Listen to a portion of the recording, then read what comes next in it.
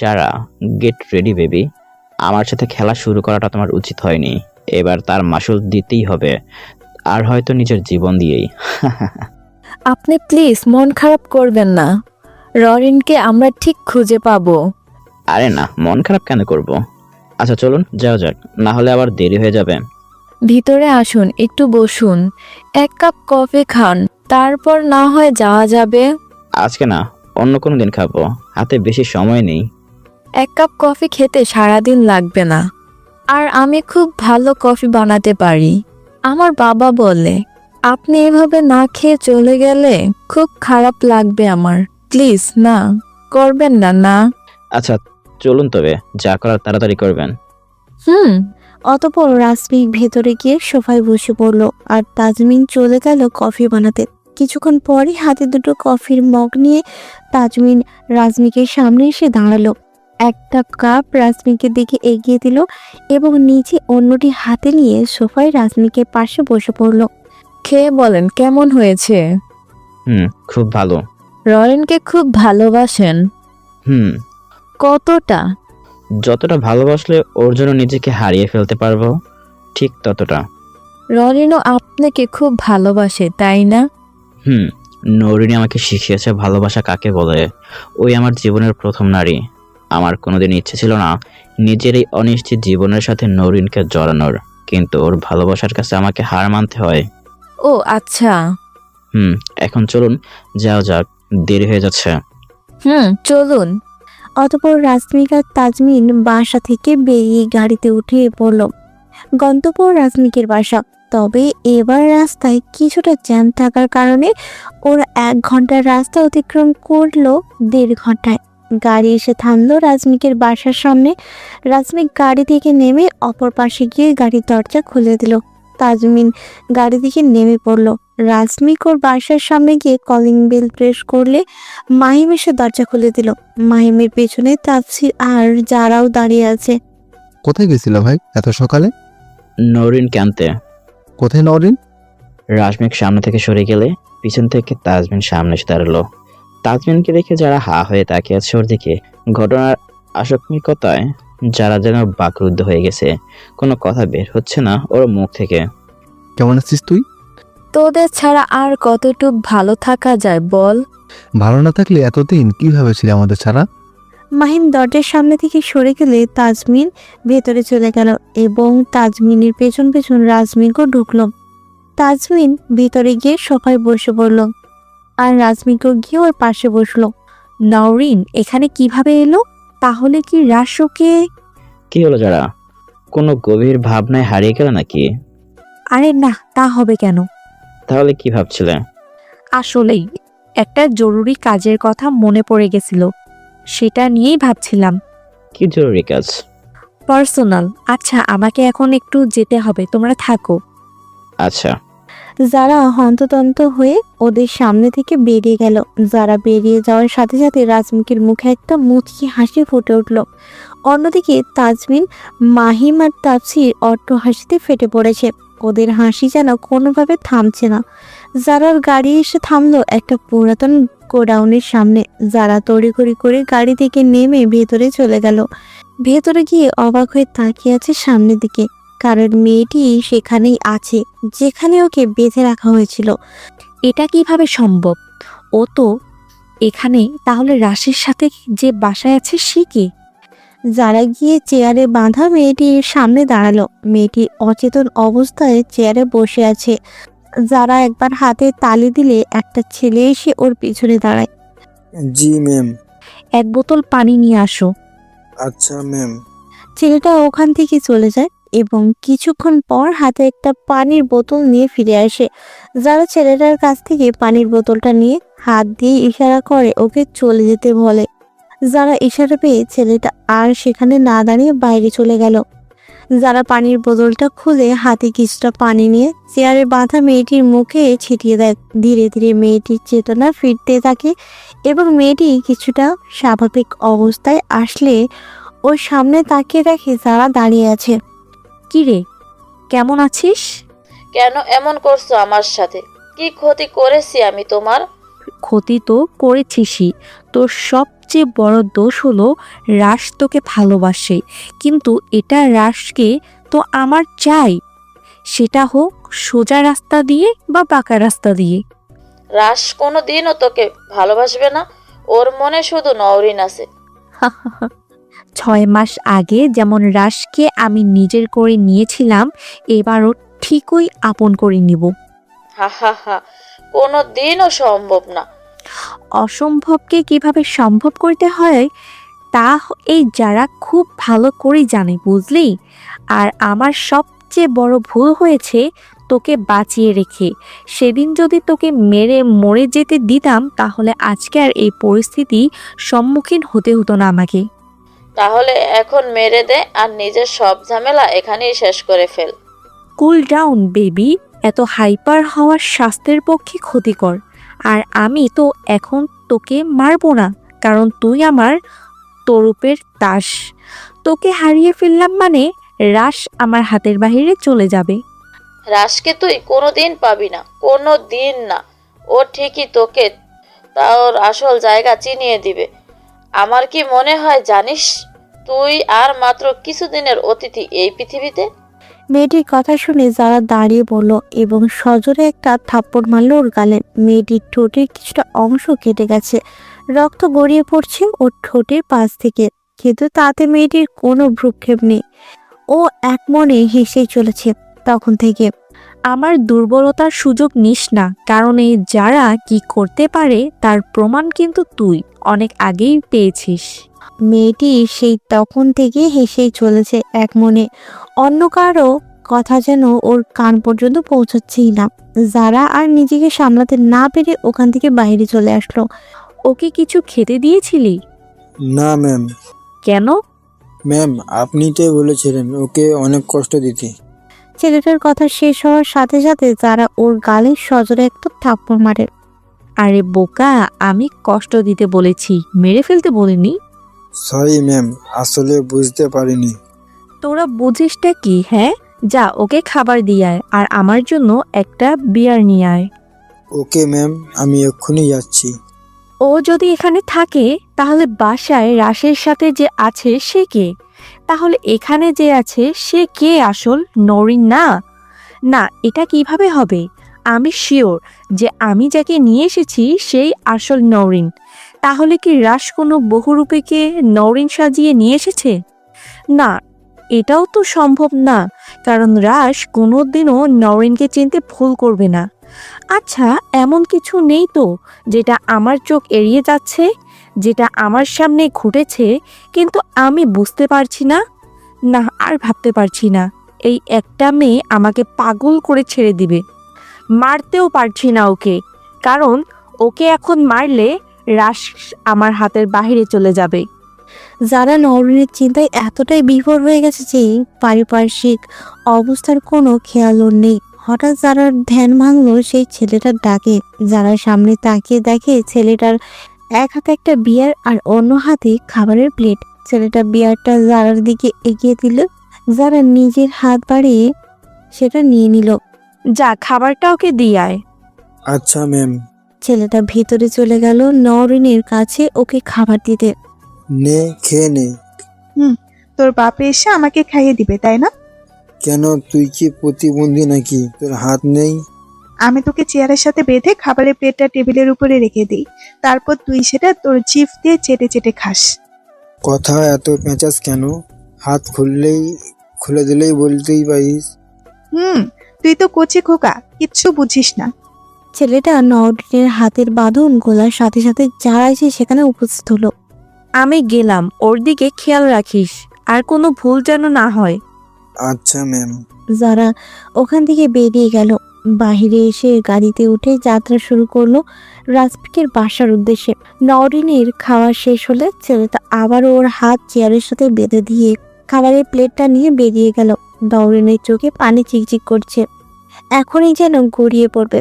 রাস, কোনোদিন কি তোর আর আমার কাছে যেতে পারবো না? আমি কোনোদিন কি তোমার বুকে মাথা রেখে ঘুমাতে পারবো না? যারার গাড়ি এসে থামলো রাজমিকের বাসার সামনে। ও ড্রাইভারকে গাড়ি নিয়ে পার্ক করে দিতে বলল এবং নিজে ভেতরে চলে গেল। যারা বাসার সামনে গিয়ে কলিং বেল চাপ দিলে রাজমেঘ এসে দরজা খুলে দিল। যারাকে দেখে রাজমেঘের মুখে একটা মুচকি হাসি ফুটে উঠল। পার্সোনাল কাজ শেষ? সরো, ভিতরে যাব। রাজমেঘ সামনে থেকে সরে গেলে যারা ভিতরে চলে গেল। যারা যখন ওর রুমে ঢুকতে যাবে তখন ড্রয়িং রুমের সোফার দিকে তাকিয়ে দেখে তাজমিন। নওরিন ওর দিকে তাকিয়ে হাসছে।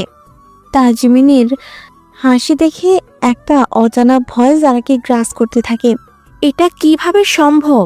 ওর হাসি তো একদম হুবহু নওরিনের মতন। তাহলে কি ওই আসল নওরিন?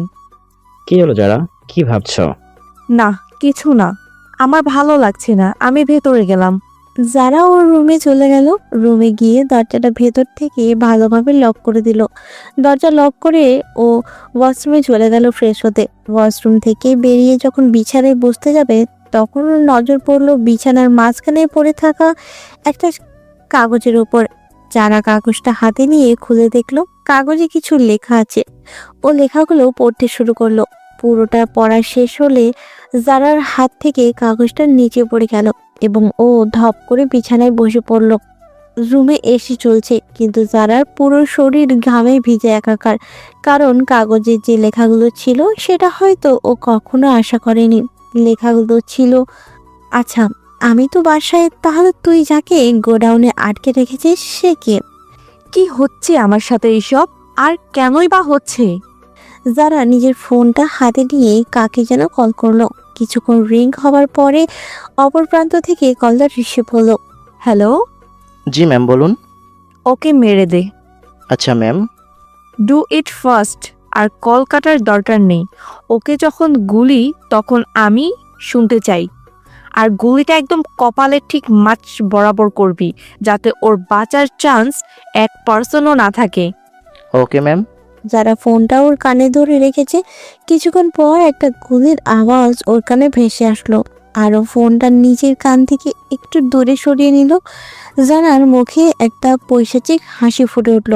জানি না তোরা কে আসল আর কে নকল, তবে আগে শুধু একজনকে মারতাম, কিন্তু এখন দুজনকেই মারবো। রাশকে নিজের করে পাবার জন্য তোদের মতো 10টা নরেনকেও মারতেও আমার হাত কাঁপবে না। কিন্তু ভুলটা আসলে আমারই। সেদিন যদি মানুষই না দেখিয়ে ওকে জ্যান্ত কবর দিয়ে দিতাম তাহলে আজকে আর এই দিনটা দেখতে হতো না। আর ওই বালের ডায়েরিটা যদি না লিখতাম তাহলে হয়তো রাশ কোনো দিন কিছু বুঝতে পারতো না। আমার এই বদ অভ্যাসটা যে কবে যাবে আল্লাহ মালুম। কিন্তু যারার হাসি যেন কোনোভাবেই বাদ মানছে না। নওরিনের মৃত্যুর বিষয়টা ওর মাথায় আসতেই ওর হাসির মাত্রা আরো বেড়ে যাচ্ছে। হঠাৎ যারা ধ্যান ভাঙল। দরজায় মৃদু ধাক্কার আওয়াজ শুনে ও নিজের চোখগুলো হাত দিয়ে ঠিক করে ধীরে ধীরে দরজার দিকে এগিয়ে গেল। যারা দরজা খুলে সামনে তাকিয়ে দেখে রাজমেঘ দাঁড়িয়ে আছে আর ওর মুখে ফুটে রয়েছে একটা মুচকি হাসি। কি হলো যারা, খুব খুশি নাকি? মানে? না দেখে মনে হলো যে তুমি খুব খুশি। আরে না, তা হবে কেন? তা সব কথা কি এখানেই বলবা নাকি ভেতরে আসতে দিবা? আরে কি যে বলো না, আসো ভেতরে আসো। আর তাছাড়াও বাসাটা তো তোমার, তুমি যখন খুশি আসতে পারো আর যখন খুশি যেতে পারো। বাসাটা আমার, কিন্তু ওই রুমটা তো এখন তোমার, তাই না? আমি চাইলেও যখন খুশি তখন আসতে পারবো না। রুমটা আমার, কিন্তু আমি তো তোমার, তাই তুমি চাইলেই করতে পারো। আচ্ছা, এটা কিসের কাগজ? যারা রাজমেঘের হাতে কাগজটা দেখে সাথে সাথে টান দিয়ে নিয়ে নিল। এটা কিছু না, এটা রিং ওয়ার্ড দিয়েছিলাম, তার মানে রিসিট। তো এভাবে নিয়ে যাওয়ার কি আছে? আমি খেয়ে ফেলতাম নাকি? আরে বাদ দাও তো ওইসব কথা। কফি খাবে কিনা সেটা বলো। খাওয়া যায়, কিন্তু বানাবে কে? কেন আমি বানাবো? তুমি কফিও বানাতে পারো? পারবো না কেন? খাওয়া যাবে তো সেটা? রাশ, এখন কিন্তু অনেক খারাপ হয়ে যাচ্ছে। আচ্ছা যাও, বানিয়ে নিয়ে আসো, দেখি খাওয়া যায় কিনা। একবার খেলে বারবার খেতে চাইবা, বুঝলা? যারা যখন রুম থেকে বেরোতে যাবে তখনই সেখানে তাজমিন নওরিন এসে উপস্থিত হলো। তাজমিনকে দেখে যারার হাসি মুখটা নিমেষেই উধাও হয়ে গেল। তোমরা কি নিয়ে কথা বলছো? যারা নাকি খুব ভালো কফি বানাতে পারে সেটা নিয়ে। ও কিন্তু তুমি তো আমাকে ওনার সাথে পরিচয় করে দিলা না। আচ্ছা এখন দিচ্ছি। ও হলো আমার ফ্রেন্ড যারা, আর আমাদের বন্ধুত্ব 5 বছরের। হ্যালো। আর যারা, তুমি তো জানোই ও হলো আমার একমাত্র বউ নরিন। হ্যালো। আচ্ছা যারা, কফি যখন বানাবে তাহলে নরিনের জন্য 1 কাপ বানিয়ে আনো। 3 জন মিলে কফি খেতে খেতে কথা বলা যাবে। হুম। অতঃপর যারা চলে গেল কফি বানাতে। যারা রুম থেকে বেরোনোর সাথে সাথে তাজমিন এর মুখে হাসি ফুটে উঠল। তাজমিন গিয়ে সোফায় বসে পড়লো। রাসমিক ও গিয়ে তাজমিন এর পাশে সোফায় বসলো। বেচারির জন্য আমার অনেক আফসোস হচ্ছে। এত কষ্ট করে এত প্ল্যান করলো কিন্তু কিছু সফল হলো না। এই বিষয়ে আমরা পরে কথা বলি, যারা যে কোনো সময় চলে আসতে পারে। কিছুক্ষণ পর যারা হাতে একটা ট্রে নিয়ে ওর রুমে চলে গেল। রুমে গিয়ে একটা কফির কাপ রাসমিকের দিকে, একটি তাজমিনের দিকে, অন্যটি নিজে নিয়ে সোফায় রাসমিকের পাশে বসে পড়লো। খেয়ে বলো কেমন হয়েছে। হুম কেমন? ভালো। Thanks me. অতঃপর ওরা 3 জন মিলে প্রায় 1 ঘন্টার মতো কথা বলল। ওদের কথা বলা শেষ হলে তাজমিন আর রাসমিক যারা রুম থেকে বেরিয়ে আসলো। ওরা রুম থেকে বেরিয়ে যাওয়ার সাথে সাথে যারা দরজাটা ভেতর থেকে ভালোভাবে লক করে দিয়ে বিছানায় গিয়ে গা এলিয়ে দিল। আর তো মাত্র কয়েকদিন রাশের সাথে সময় কাটিয়ে নে মন ভরে, এরপর হয়তো আর সেই সুযোগটাই পাবি না। ভাবতে ভাবতে ঘুমের দেশে পা বাড়ালো যারা। সকালে সূর্যের আলো চোখে পড়লে যারার ঘুম ভেঙে যায়। ও বিছানা থেকে নেমে ওয়াশরুমে চলে গেল ফ্রেশ হতে। ওয়াশরুম থেকে বেরিয়ে ও কিচেনে চলে গেল নিজের জন্য কফি বানাতে। কফি বানিয়ে রুমে চলে এলো কফির মগ হাতে। যারা সোফায় বসে পড়লো, ওর ফোন হাতে নিয়ে কফি খাচ্ছে আর ওর ফোন থেকে রাসমিকের ছবিগুলো বের করে দেখছে ও। হঠাৎ যারার ফোনে অপরিচিত নাম্বার থেকে একটা মেসেজ আসলো।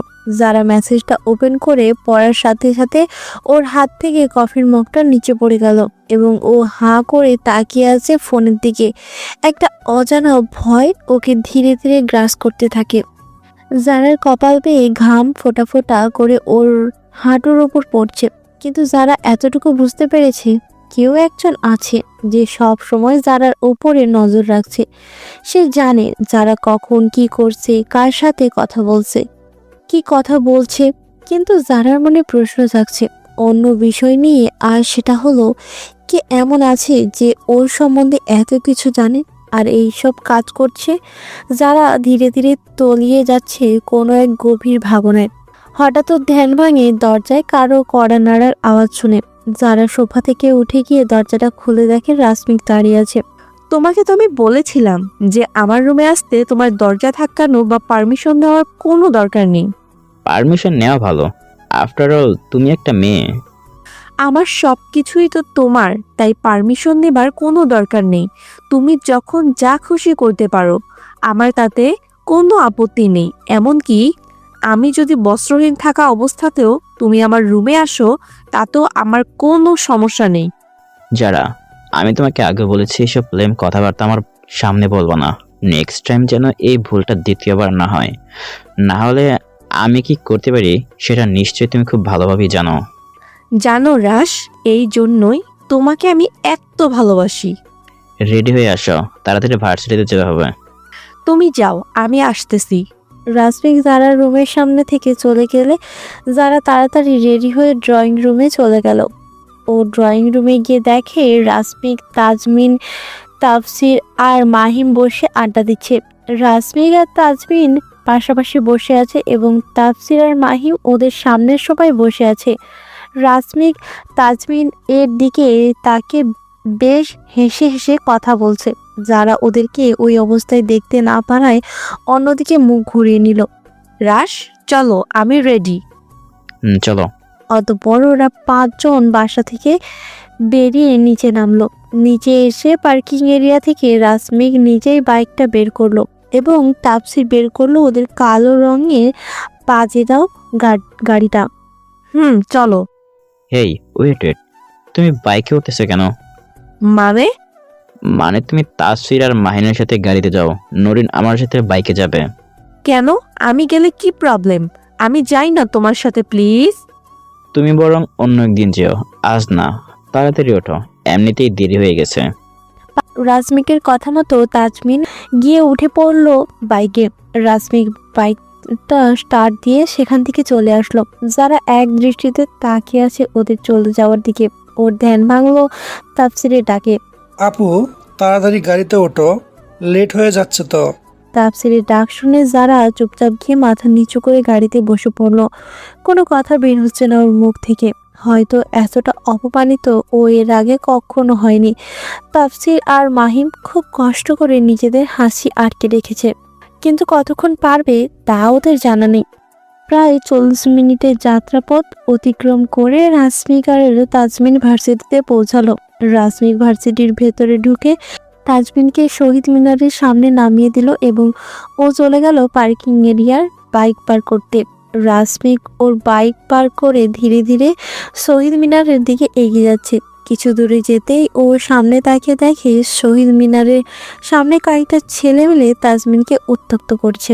রাজমিক একটা মুচকি হাসি দিয়ে ওদের দিকে এগিয়ে গেল। ছেলেগুলো তাজমিনের বিভিন্ন আপত্তিকর জায়গাগুলোতে হাত দিচ্ছে। তাজমিন যতই আটকানোর চেষ্টা করছে, ছেলেগুলো ততই বেশি করে করছে ওই কাজগুলো। একটা ছেলে ধীরে ধীরে ওর হাতটা তাজমিনের পেটের দিকে এগিয়ে দিচ্ছে। রাজমিক গিয়ে ওই ছেলেটার হাতটা ধরে ফেললো। ছেলেটা রাজমিকের দিকে একবার তাকালো এবং নিজের হাতটা রাজমিকের হাত থেকে ছাড়িয়ে নিয়ে আবারও তাজমিনকে উত্ত্যক্ত করার কাজে ব্যস্ত হয়ে পড়লো। রাজমিক একটা মুচকি হাসি দিয়ে ওই ছেলেটার গালে সজোরে একটা থাপ্পড় মারলো এবং ছেলেটা মাটিতে পড়ে গেল। থাপ্পড়টা হয়তো একটু বেশি জোরে লেগেছিল, কারণ ওর মাথাটা ঝিমঝিম করছে। ঠোঁটের অনেকটা অংশ কেটেও গেছে। গালের ব্যথায় ছেলেটা ঠিকমতো কথাও বলতে পারছে না। ওদের মধ্যে একজন ছেলে গিয়ে নিচে পড়ে যাওয়া ছেলেটিকে টেনে তুললো এবং অন্য একজন এসে রাজমিকের কলার চেপে ধরলো। তোর এত বড় সাহস, তুই ওর গায়ে হাত তুললি? তুই জানিস আমরা কার লোক? কার লোক তোরা? এই ভার্সিটির প্রেসিডেন্ট আকাশ মাহমুদের লোক আমরা। ও তাই নাকি? তা তোদের ভাই এখন কোথায় আছে জানিস? ভাই একটা জরুরি কাজে দেশের বাইরে গেছে। দেশের বাইরে নাকি পৃথিবীর বাইরে? মানে? মানে বুঝতে হলে তো তোকে ওর কাছে যেতে হবে। ছেলেটার উত্তরের অপেক্ষা না করে রাজমিক ওর কোমর থেকে নিজের গানটা বের করলো এবং ছেলেটার কপালে ঠিক মাঝ বরাবর একটা গুলি করলো। একটা গুলি করলে ছেলেটার নিথর দেহটা ধীরে ধীরে মাটিতে লুটিয়ে পড়ে। ছেলেটার সাথে থাকা বাকি ছেলেগুলো দৌড়ে সেখান থেকে পালিয়ে গেল। ভার্সিটির সবাই হাঁ করে তাকিয়ে আছে রাজমিকের দিকে, কারণ এমন ঘটনা এর আগে কখনো এই ভার্সিটিতে ঘটেনি। রাজমিক আর তাজমিন যখন ঘুরে ওখান থেকে চলে আসতে যাবে, তখনই এক এক করে মোট 4টা পুলিশ গাড়ি এসে থামলো ওদের সামনে। পুলিশের গাড়িগুলো দেখে রাজমিক কিছুটা অবাক হলো, কারণ বাংলাদেশের মতো একটা জায়গায় পুলিশ এবং অ্যাম্বুলেন্স কখনো সময় মতো পৌঁছতে পারে না। তাহলে আজ কিভাবে আসলো? এটা ভেবেই রাজমিকের মুখে একটা মুচকি হাসি ফুটে উঠল। পুলিশের গাড়িগুলো থেকে সব পুলিশ অফিসাররা নেমে পড়লো। তারা চারিদিক থেকে ঘিরে ফেলেছে তাজমিন আর রাজমিককে। একজন রাজমিকের দিকে এগিয়ে এসে একটা রুমাল পেঁচিয়ে ওর হাত থেকে গানটা নিয়ে নিল। এরপর আরো 2জন পুলিশ অফিসার ওদের দিকে এগিয়ে এলো। একজন তাজমিনকে সেখান থেকে সরিয়ে নিয়ে গেল এবং অপরজন রাজমিকের হাতে হাতকড়া পরিয়ে গাড়ি থেকে এগোতে লাগলো। রাজমিক কেন কথা না বলে তার পিছন পিছন যেতে থাকে। রাজমিককে গাড়িতে উঠিয়ে গাড়িগুলো এক এক করে ভার্সিটি থেকে বেরিয়ে গেল। গাড়িগুলো চলে যাওয়ার সাথে সাথে পুরো ভার্সিটির পরিবেশ আবারও আগের মতো হয়ে গেল। সবাই যে যার কাজে ব্যস্ত হয়ে পড়ে। এখানে একটু আগে যে একটা খুন হয়েছে তা নিয়ে যেন কারো কোনো ভ্রুক্ষেপই নেই। পুলিশের গাড়িগুলো এক সিরিয়াল এগিয়ে যাচ্ছে হাইওয়ের উপর দিয়ে। কিছু দূর যেতেই পুলিশের গাড়িগুলো থেমে গেল। রাজমিক খুব ভালো করেই জানে যে এখানে এখন কি হতে চলেছে, তাও জানালা থেকে ওর মাথাটা বের করে সামনের দিকে তাকালো কি হয়েছে সেটা আবিষ্কার করার জন্য। সামনের দিকে তাকানোর সাথে সাথে রাজমিকের মুখে একটা মুচকি হাসি ফুটে উঠল। পুলিশ অফিসারগুলো এক এক করে সবাই গাড়ি থেকে নেমে গেল, নিজেদের রিভলভার হাতে নিয়ে। ওরা গাড়ি থেকে নেমে সামনে তাকিয়ে সবাই 2 কদম করে পিছিয়ে গেল, কারণ সামনে সিরিয়াল বাই সিরিয়াল অনেকগুলো কালো গাড়ি দাঁড় করানো আছে এবং গাড়িগুলোর সংখ্যা এতটাই বেশি যে ওরা গুণে শেষ করতে পারবে না। যত দূর ওদের চোখ যাচ্ছে তত দূর পর্যন্ত শুধু একই রঙের এবং একই ব্র্যান্ডের গাড়ি দেখতে পাচ্ছে ওরা। এতগুলো মানুষের সাথে লড়াই করার মতো শক্তি বা সামর্থ্য কোনোটাই ওদের নেই। যে পুলিশ অফিসার রাশমিকের হাতে হাত কড়া পরিয়েছিল সে দৌড়ে গিয়ে গাড়িতে উঠে পড়ল। গাড়িতে উঠেছে রাশমিকের হাতের হাত কড়া খুলে দিল এবং মাথা নিচু করে হাত দিয়ে ইশারা করে রাশমিককে গাড়ি থেকে নিচে নামতে বলল। রাশমিক গুটি গুটি পায়ে কভার ভ্যান থেকে নিচে নামলো। গাড়ি থেকে নেমে ও সামনে তাকিয়ে দেখে পুলিশের গাড়িগুলোর থেকে একটু দূরে ওদের গাড়ি দাঁড় করানো আছে, আর সেখানে তাফসির, মাহিম, জারা আর তাজমিন দাঁড়িয়ে আছে। ওই পুলিশ অফিসারও রাশমিকের পেছন পেছন গাড়ি থেকে নেমে রাশমিকের পাশে গিয়ে দাঁড়ালো। সরি, আমি বুঝতে পারিনি, আপনি যেতে পারেন। ওই পুলিশ অফিসারকে দেখে বাকি পুলিশগুলো মাথা নিচু করে ফেললো। রাশমিক ওই পুলিশ অফিসারের কথার কোনো জবাব না দিয়ে একটা মুচকি হাসি মুখে নিয়ে ওখানে চলে আসলো ওর গাড়ির সামনে, যেখানে তাফসিররা দাঁড়িয়েছিল। রাশমিক গাড়িতে উঠে গেল। রাশমিককে গাড়িতে উঠতে দেখে পুলিশ অফিসাররাও গাড়িতে উঠে গেল। রাশমিকদের গাড়িগুলো আবারও যাত্রা শুরু করলো রাজশাহীর উদ্দেশ্যে। কিছু দূর যেতেই একটা বিকট শব্দ শুনে রাশমিক ওর গাড়ির জানালা থেকে মাথাটা বের করে পেছনে তাকালো। পুলিশের গাড়িগুলো একটার পর একটা ব্লাস্ট হয়ে যাচ্ছে। রাশমিক একটা মুচকে হাসি দিয়ে গাড়ির ভেতর নিজের মাথাটা আবারও ঢুকিয়ে নিল। প্রায় 1.5 ঘন্টা যাত্রাপথ অতিক্রম করে রাশমিকের গাড়ি এসে পৌঁছালো ওর বাসার সামনে। রাশমিক, তাজমিন, তাফসির, মাহিম আর যারা গাড়ি থেকে নেমে গেল। বাকি গাড়িগুলো এক এক করে চলে যেতে থাকে ওখান থেকে। রাশমিক সহ বাকিটা বাসার ভেতরে ঢুকে গেল। বাসার ভেতরে গিয়ে রাশমিক ড্রয়িং রুমের সোফায় বসে পড়ে। তাজমিন আর যারা ওরা দুজন গিয়ে রাশমিকের দুই পাশে বসলো এবং তাফসির আর মাহিম বসলো রাশমিকের সামনে। তুমি ওই ছেলেটাকে মেরেছিলে? নরিনকে উত্ত্যক্ত করেছিল তাই। তো তোমার নরিন তো গ্যাংস্টার, কি যেন নাম? ও হ্যাঁ, মনে পড়েছে, ডার্ক কুইন। তো ডার্ক কুইনকে কেউ উত্ত্যক্ত করলো আর সে নিজে কিছু করতে পারলো না? সব তেল কি শেষ নাকি? নিজের লিমিট ক্রস না করলে খুশি হব। সত্যি কথা বললেই দোষ। তোমাকে এখানে কেউ সত্যি কথা বলতে বলেনি, তুমি এখন এখান থেকে যেতে পারো। রাশমিকের কথার কোনো জবাব না দিয়ে যারা বসা থেকে উঠে হনন করে ওর রুমে গিয়ে দরজা বন্ধ করে দিল। যারার কর্মকাণ্ড দেখে তাফসির আর মাহিম অট্ট হাসিতে ফেটে পড়ল। ওদের হাসি যেন কোনোভাবে থামছেই না। ওরা দুজনে হাসতে হাসতে সোফার মধ্যে গড়াগড়ি খাচ্ছে। হইছে, এবার থাম, আর কত হাসবি? ভাই জানো, সেই সকাল থেকে হাসি আটকে রেখেছি, এখন একটু মন খুলে হাসে নেই। হাসি আটকে রাখছিস মানে? তুমি যখন তাজমিন আপুকে নিয়ে চলে গেলা বাইকে করে, তখন যারা আপু গাড়িতে উঠে মাথা নিচু করে অশ্বের মতো বসেছিল, সারা রাস্তা একটা কথা বলেনি। বুঝলাম, আবার পরে হাসিস। এখন কাজের কথায় আসা যাক। ভাই বলো। আজকে ভার্সিটিতে যারা তাজমিনকে উত্ত্যক্ত করেছে একজনের জন্য বেঁচে না থাকে। আচ্ছা ঠিক আছে ভাই। আর ওকে কোথায় রেখেছিস? ভাই তুমি যেখানে রাখতে বলেছিলে সেখানেই রাখছি। জ্ঞান ফিরছে? না ভাই, এখনো ফেরেনি, শরীর অনেক দুর্বল তো তাই দেরি হচ্ছে। ও ওকে, আচ্ছা তোরা এখন যা, একটু বিশ্রাম নিয়ে নে। অতঃপর ওরা বসা থেকে উঠেছে যার রুমে চলে গেল। তা রাশমিক ওর রুমে বসে ল্যাপটপে কিছু কাজ করছিল। বিকালে ঘুমানোর কারণে এখন ওর ঘুম আসছে না, তাই ভাবলো কিছু কাজ করলে মন্দ হয় না। হঠাৎ রাশমিকের বাসার কলিং বেলটা বেজে উঠলো। ও ঘড়ির দিকে তাকিয়ে দেখে ঘড়িতে সময় রাত 1:40। সবাই গভীর ঘুমে মগ্ন, তাই ও আর কাউকে না ডেকে বালিশের নিচ থেকে নিজের গানটা বের করে একা একাই নিজের রুম থেকে বেরিয়ে দরজার সামনে চলে গেল। রাশমিক এক হাতে নিজের গানটা শক্ত করে ধরে অন্য হাত দিয়ে ধীরে ধীরে দরজাটা খুলল। দরজাটা খোলার সাথে সাথে ও নিজের গানটা বাইরের দিকে তাক করে দাঁড়ালো। বাইরে একটা ছেলে দাঁড়িয়েছিল। রাশমিকের হাতে গান দেখে ছেলেটা কয়েক কদম পিছিয়ে গেল। এতক্ষণ ছেলেটার চেহারাটা রাজমিক স্পষ্টভাবে দেখতে পাচ্ছিল না, পর্যাপ্ত আলোর অভাবের কারণে। কিন্তু ছেলেটা যখন কিছুটা পিছিয়ে গেল, তখন একটা আলোর রেখা এসে পড়লো ওর মুখে, আর ছেলেটার চেহারাটা রাশমিকের সামনে স্পষ্ট হয়ে উঠল। ছেলেটাকে দেখে রাশমিকের মুখে মুচকি একটা হাসি ফুটে উঠল, আর ও নিজের গানটাকে নিচে নামিয়ে নিল। নীল, তুই এখানে, তাও আবার এত রাতে? কেন, আশা বারণ ছিল নাকি? আরে তা হবে কেন, কিন্তু এত রাতে? সব কথা বাইরে দাঁড়িয়ে বলবো নাকি ভিতরে আসতে দিবি? আয় ভিতরে আয়। রাজমিক দরজার সামনে থেকে সরে দাঁড়ালো। নীল ভেতরে ঢুকে গেল। ভেতরে গিয়ে ও ড্রয়িং রুমের সোফায় বসে পড়ে, আর রাজমিকও দরজাটা লাগিয়ে দিয়ে নীলের পাশে গিয়ে সোফায় বসে পড়ল। এখন বল, এত রাতে কিভাবে কি? আমার কি দোষ বল? ফ্ল্যাট যদি রাত্রেবেলা এসে ল্যান্ড করে, তাহলে তো আমাকেও রাতে আসতে হবে, তাই না?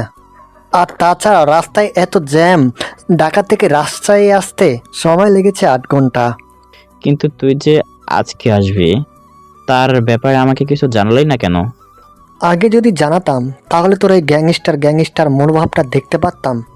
তোর কপাল ভালো যে তুই পিছিয়ে গিয়েছিলি, আর লাইটের আলোটা তোর মুখের উপর আসছে, তাই তোকে চিনতে পারছি। না হলে তো গুলি চালিয়ে দিতাম, আর দুবাইয়ের ডন শহীদ হয়ে যেত বাংলাদেশের এই নগণ্য জোকার কিংয়ের হাতে। তুই লগন্য, আজকে তোর জন্যই আমি দুবাইয়ের ডন হতে পেরেছি। সেদিন যদি ওই সুযোগটা আমাকে না দিতে, তাহলে হয়তো আমি কোনোদিনও এই জায়গায় হাসতে পারতাম না। আর আমার জীবনটা কিন্তু সেদিন তুই বাঁচিয়েছিলি। হয়েছে, থাক, আর কিছু বলতে হবে না। চিল মার, তুই মানে তো আমি, আর আমি মানি তো তুই। তুই তো আমার কলিজার টুকরা, আমার ভাই। রাজমিক আর নীলের কথা বলার মাঝে সেখানে তাজমিন এসে উপস্থিত হলো, আর তার কিছুক্ষণ পরে তাপসির আর মাহিমও এলো। আরে নীল ভাই, তুমি কখন এলে? এই তো কিছুক্ষণ আগে। কিন্তু এত রাতে? রাস্তায় যদি জ্যাম থাকে তাহলে কি সেটা আমার দোষ বল? উনি কে? নরিন, তুমি আমাকে চিনতে পারছো না? তাসমিন। নীল, ও নরিন না। মানে? মানিও তাজমিন, নরিনের যমজ বোন। তুই কি বলছিস? আমি কিছুই বুঝতে পারছি না। আর ও নরিনের যমজ বোন হলে এখানে কি করছে? আচ্ছা, সব বুঝিয়ে বলছি, দাঁড়া। ভাই বলো। যারা কি ঘুমাচ্ছে নাকি জেগে আছে দেখে আয়, আর আসার সময় ওর রুমের দরজাটা বাইরে থেকে লাগিয়ে দিয়ে আসিস। আচ্ছা ভাই। তাপসির চলে গেল যারার রুমের সামনে। কিছুক্ষণ পর ও আবার ড্রয়িং রুমের সবার কাছে ফিরে এলো। এই যারা আপু গভীর ঘুমে মগ্ন, আর আমি বাইরে থেকে গেট লাগিয়ে দিয়ে এসি। Okay good. এবার নীল শোন, বল। তুই যেদিন বাংলাদেশে এসেছিলি সেদিন সন্ধ্যায় আমি একটা লং ড্রাইভে গিয়েছিলাম, আর রাস্তায় আমার গাড়ির সাথে নরিনের বাইকের অ্যাক্সিডেন্ট হয়। তুই না একটু আগে বললি ও নরিন না, তাহলে আবার নরিনের সাথে অ্যাক্সিডেন্ট কিভাবে হলো? ছোটবেলায় সেই বদ অভ্যাসটা তোর এখনো আছে। কথার মাঝে বাম হাত ঢুকাস কেন? আচ্ছা সরি, বল তুই। আমার গাড়ির সাথে নরিনের বাইকের অ্যাক্সিডেন্ট হলে আমি ওকে রাজশাহী মেডিকেলে নিয়ে যাই। তবে নরিনের বড় ধরনের কোনো ক্ষতি হয়নি, শুধু কপালটা একটু কেটে গিয়েছিল। আর তাই ডাক্তার আমাকে ডেকেছিল নরিনের ডিসচার্জের ব্যাপারটা কথা বলতে। তাই আমি ডাক্তারের রুমে গিয়েছিলাম তার সাথে কথা বলতে, আর ডাক্তারের সাথে কথা বলে রিসেপশনে গিয়েছিলাম সব ফর্মালিটিগুলো পূরণ করতে। আর রিসেপশন থেকে আসার সময় আমার দেখা হয় তাজমিনের সাথে। আমি প্রথমে ভেবেছিলাম ওর রাত্রি, হয়তো আমাকে খুঁজতে খুঁজতে এখানে এসে পড়েছে, কিন্তু না, ওর সাথে কথা বলে বুঝতে পারলাম ওর রাত্রি না, ও তাজমিন, আর ও নরিনের আসল বোন। রাত্রি ছিল বহুরূপী। তাই আমি তাজমিনকে নিয়ে একটা গেম প্ল্যান করি রাত্রিকে একটা শিক্ষা দেওয়ার জন্য। আর সেই সুবাদেই তাজমিন এখন এখানে নরিন সেজে আছে। তাহলে নরিন এখন কোথায়? আমার কাছে আছে। তাহলে নরিনকে সামনে না এনে তাজলিনকে কেন আনলি? নরিনের শরীর অনেক দুর্বল, আর নরিনকে রাত্রে কিডন্যাপ করেছিল।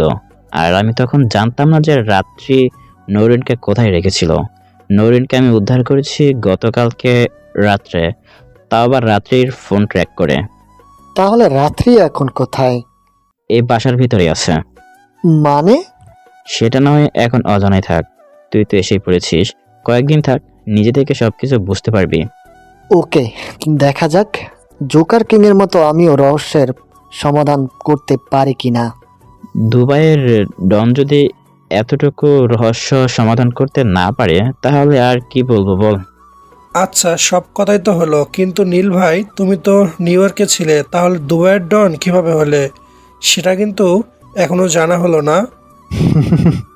কেন, রাশেদ থেকে শুনিসনি? সময় আর সুযোগ কোনোটাই পাইনি, তাই আর জানা হয়নি। এখন তুমি বলো, তোমার মুখেই শুনবো।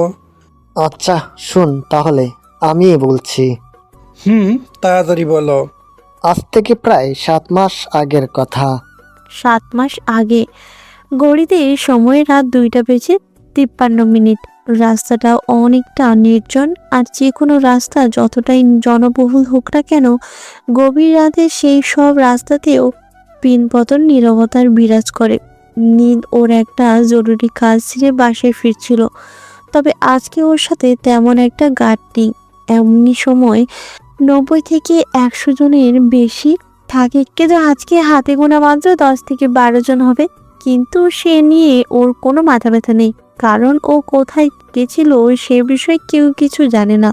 হঠাৎ নীলের ফোনটা বেজে উঠল। ও ফোনের দিকে তাকিয়ে দেখে রাসমিক কল করেছে। নীল কিছুটা অবাক হলো, কারণ রাতে রাসমিকের কল দেওয়ার তো কথা না। তাহলে কি কোনো সমস্যা হলো নাকি? ও জল্পনা কল্পনা বাদ দিয়ে নীল রাসমিকের কলটা রিসিভ করলো। হ্যালো নীল। কিন্তু তুই হঠাৎ এত রাতে কল দিলি কেন? কোনো সমস্যা হয়েছে নাকি? তুই এখন কোথায়? আমি তো গাড়িতে বাসায় যাচ্ছি। কিন্তু কেন? আমার লোকেরা তোর লোকেশন ট্র্যাক করে তোর কাছে যাচ্ছে, বেশিক্ষণ লাগবে না। আমার লোকেরা না যাওয়া পর্যন্ত তুই একটু সাবধানে থাকিস। সাবধানে থাকবো মানে? আর তোর লোকেরা আমার কাছে আসবে কেন? তুই কি বলছিস আমি কিছুই বুঝতে পারছি না। এত কথা বলার সময় এখন নেই, তোকে যা বললাম তাই কর। আচ্ছা ঠিক আছে, আমি আবার পরে কল দিচ্ছি, এখন রাখি। Okay bye. রাসমিক কলটা কেটে দিল। অন্যদিকে নীল হারিয়ে গেছে গভীর চিন্তার মাঝে, কারণ রাসমিক ওকে কেন সাবধানে থাকতে বলল, আর রাসমিকের লোকেরাই বা কেন নীলের কাছে যাবে। হঠাৎ নীলের গাড়িটা থেমে গেল। ওর সামনে তাকিয়ে দেখে নীল হারিয়ে গেছে গভীর চিন্তার মাঝে, কারণ রাসমিক ওকে কেন সাবধানে থাকতে বলল, আর রাসমিকের লোকেরাই বা কেন নীলের কাছে যাবে। হঠাৎ একটা মৃদু ধাক্কায় নীলের ধ্যান ভাঙল। ওর সামনে তাকিয়ে দেখে ওর গাড়ি থেকে একটু দূরে অনেকগুলো কালো গাড়ি দাঁড় করানো আছে, আর সবগুলো গাড়ির পাশেই 6 থেকে 7 জন লোক দাঁড়িয়ে আছে, এবং সকলের হাতেই আছে প্রিলোডেড গান। নীলের সাথে থাকা লোকগুলোকে গাড়ি থেকে নামিয়ে এক এক করে সবাইকে মেরে ফেলছে ওরা। এখন বাকি আছে শুধু নীলের গাড়িটা। নীল খেয়াল করলো সামনে দাঁড় করানোর গাড়িগুলোর মধ্যে একটা গাড়ি থেকে একজন লোক নামলো। লোকটার পরনে ছিল ব্ল্যাক জ্যাকেট, চোখে কালো সানগ্লাস আর ব্ল্যাক জিন্স। লোকটাকে নীল খুব ভালো করেই চেনে। লোকটা দুবাইয়ের ডন, ওর নাম ফারদিন। নীলের সাথে অনেক ব্যবসায়িক কাজেও যুক্ত আছে লোকটা। বলতে গেলে তাদের মাঝে খুব ভালো একটা সম্পর্ক বিরাজমান, কিন্তু নীল বুঝতে পারছে না ও এমন কাজ কেন করবে। নীলের ভাবনার ব্যাঘাত করলো ফারদিনের গলার আওয়াজ শুনে। নীল পাশে তাকিয়ে দেখে ফারদিন ওর গাড়ির গেট খুলে দাঁড়িয়ে আছে, আর ওকে হাত দিয়ে ইশারা করছে গাড়ি থেকে নামার জন্য। নীল ফারদিনের ইশারা পেয়ে গাড়ি থেকে নেমে পড়লো। তুমি এখানে কিভাবে এলে, আর কেনই বা এলে? এই তো এলাম তোর সাথে একটা হিসাব নিকাশ করতে। হিসাব নিকাশ? কিসের হিসাব নিকাশ? এই নিউ ইয়র্ক শহরটা আমার চাই। মানে না বোঝার মতো একটা অবস্থাই না, তাই সব বুঝেও না বোঝার ভান করিস না।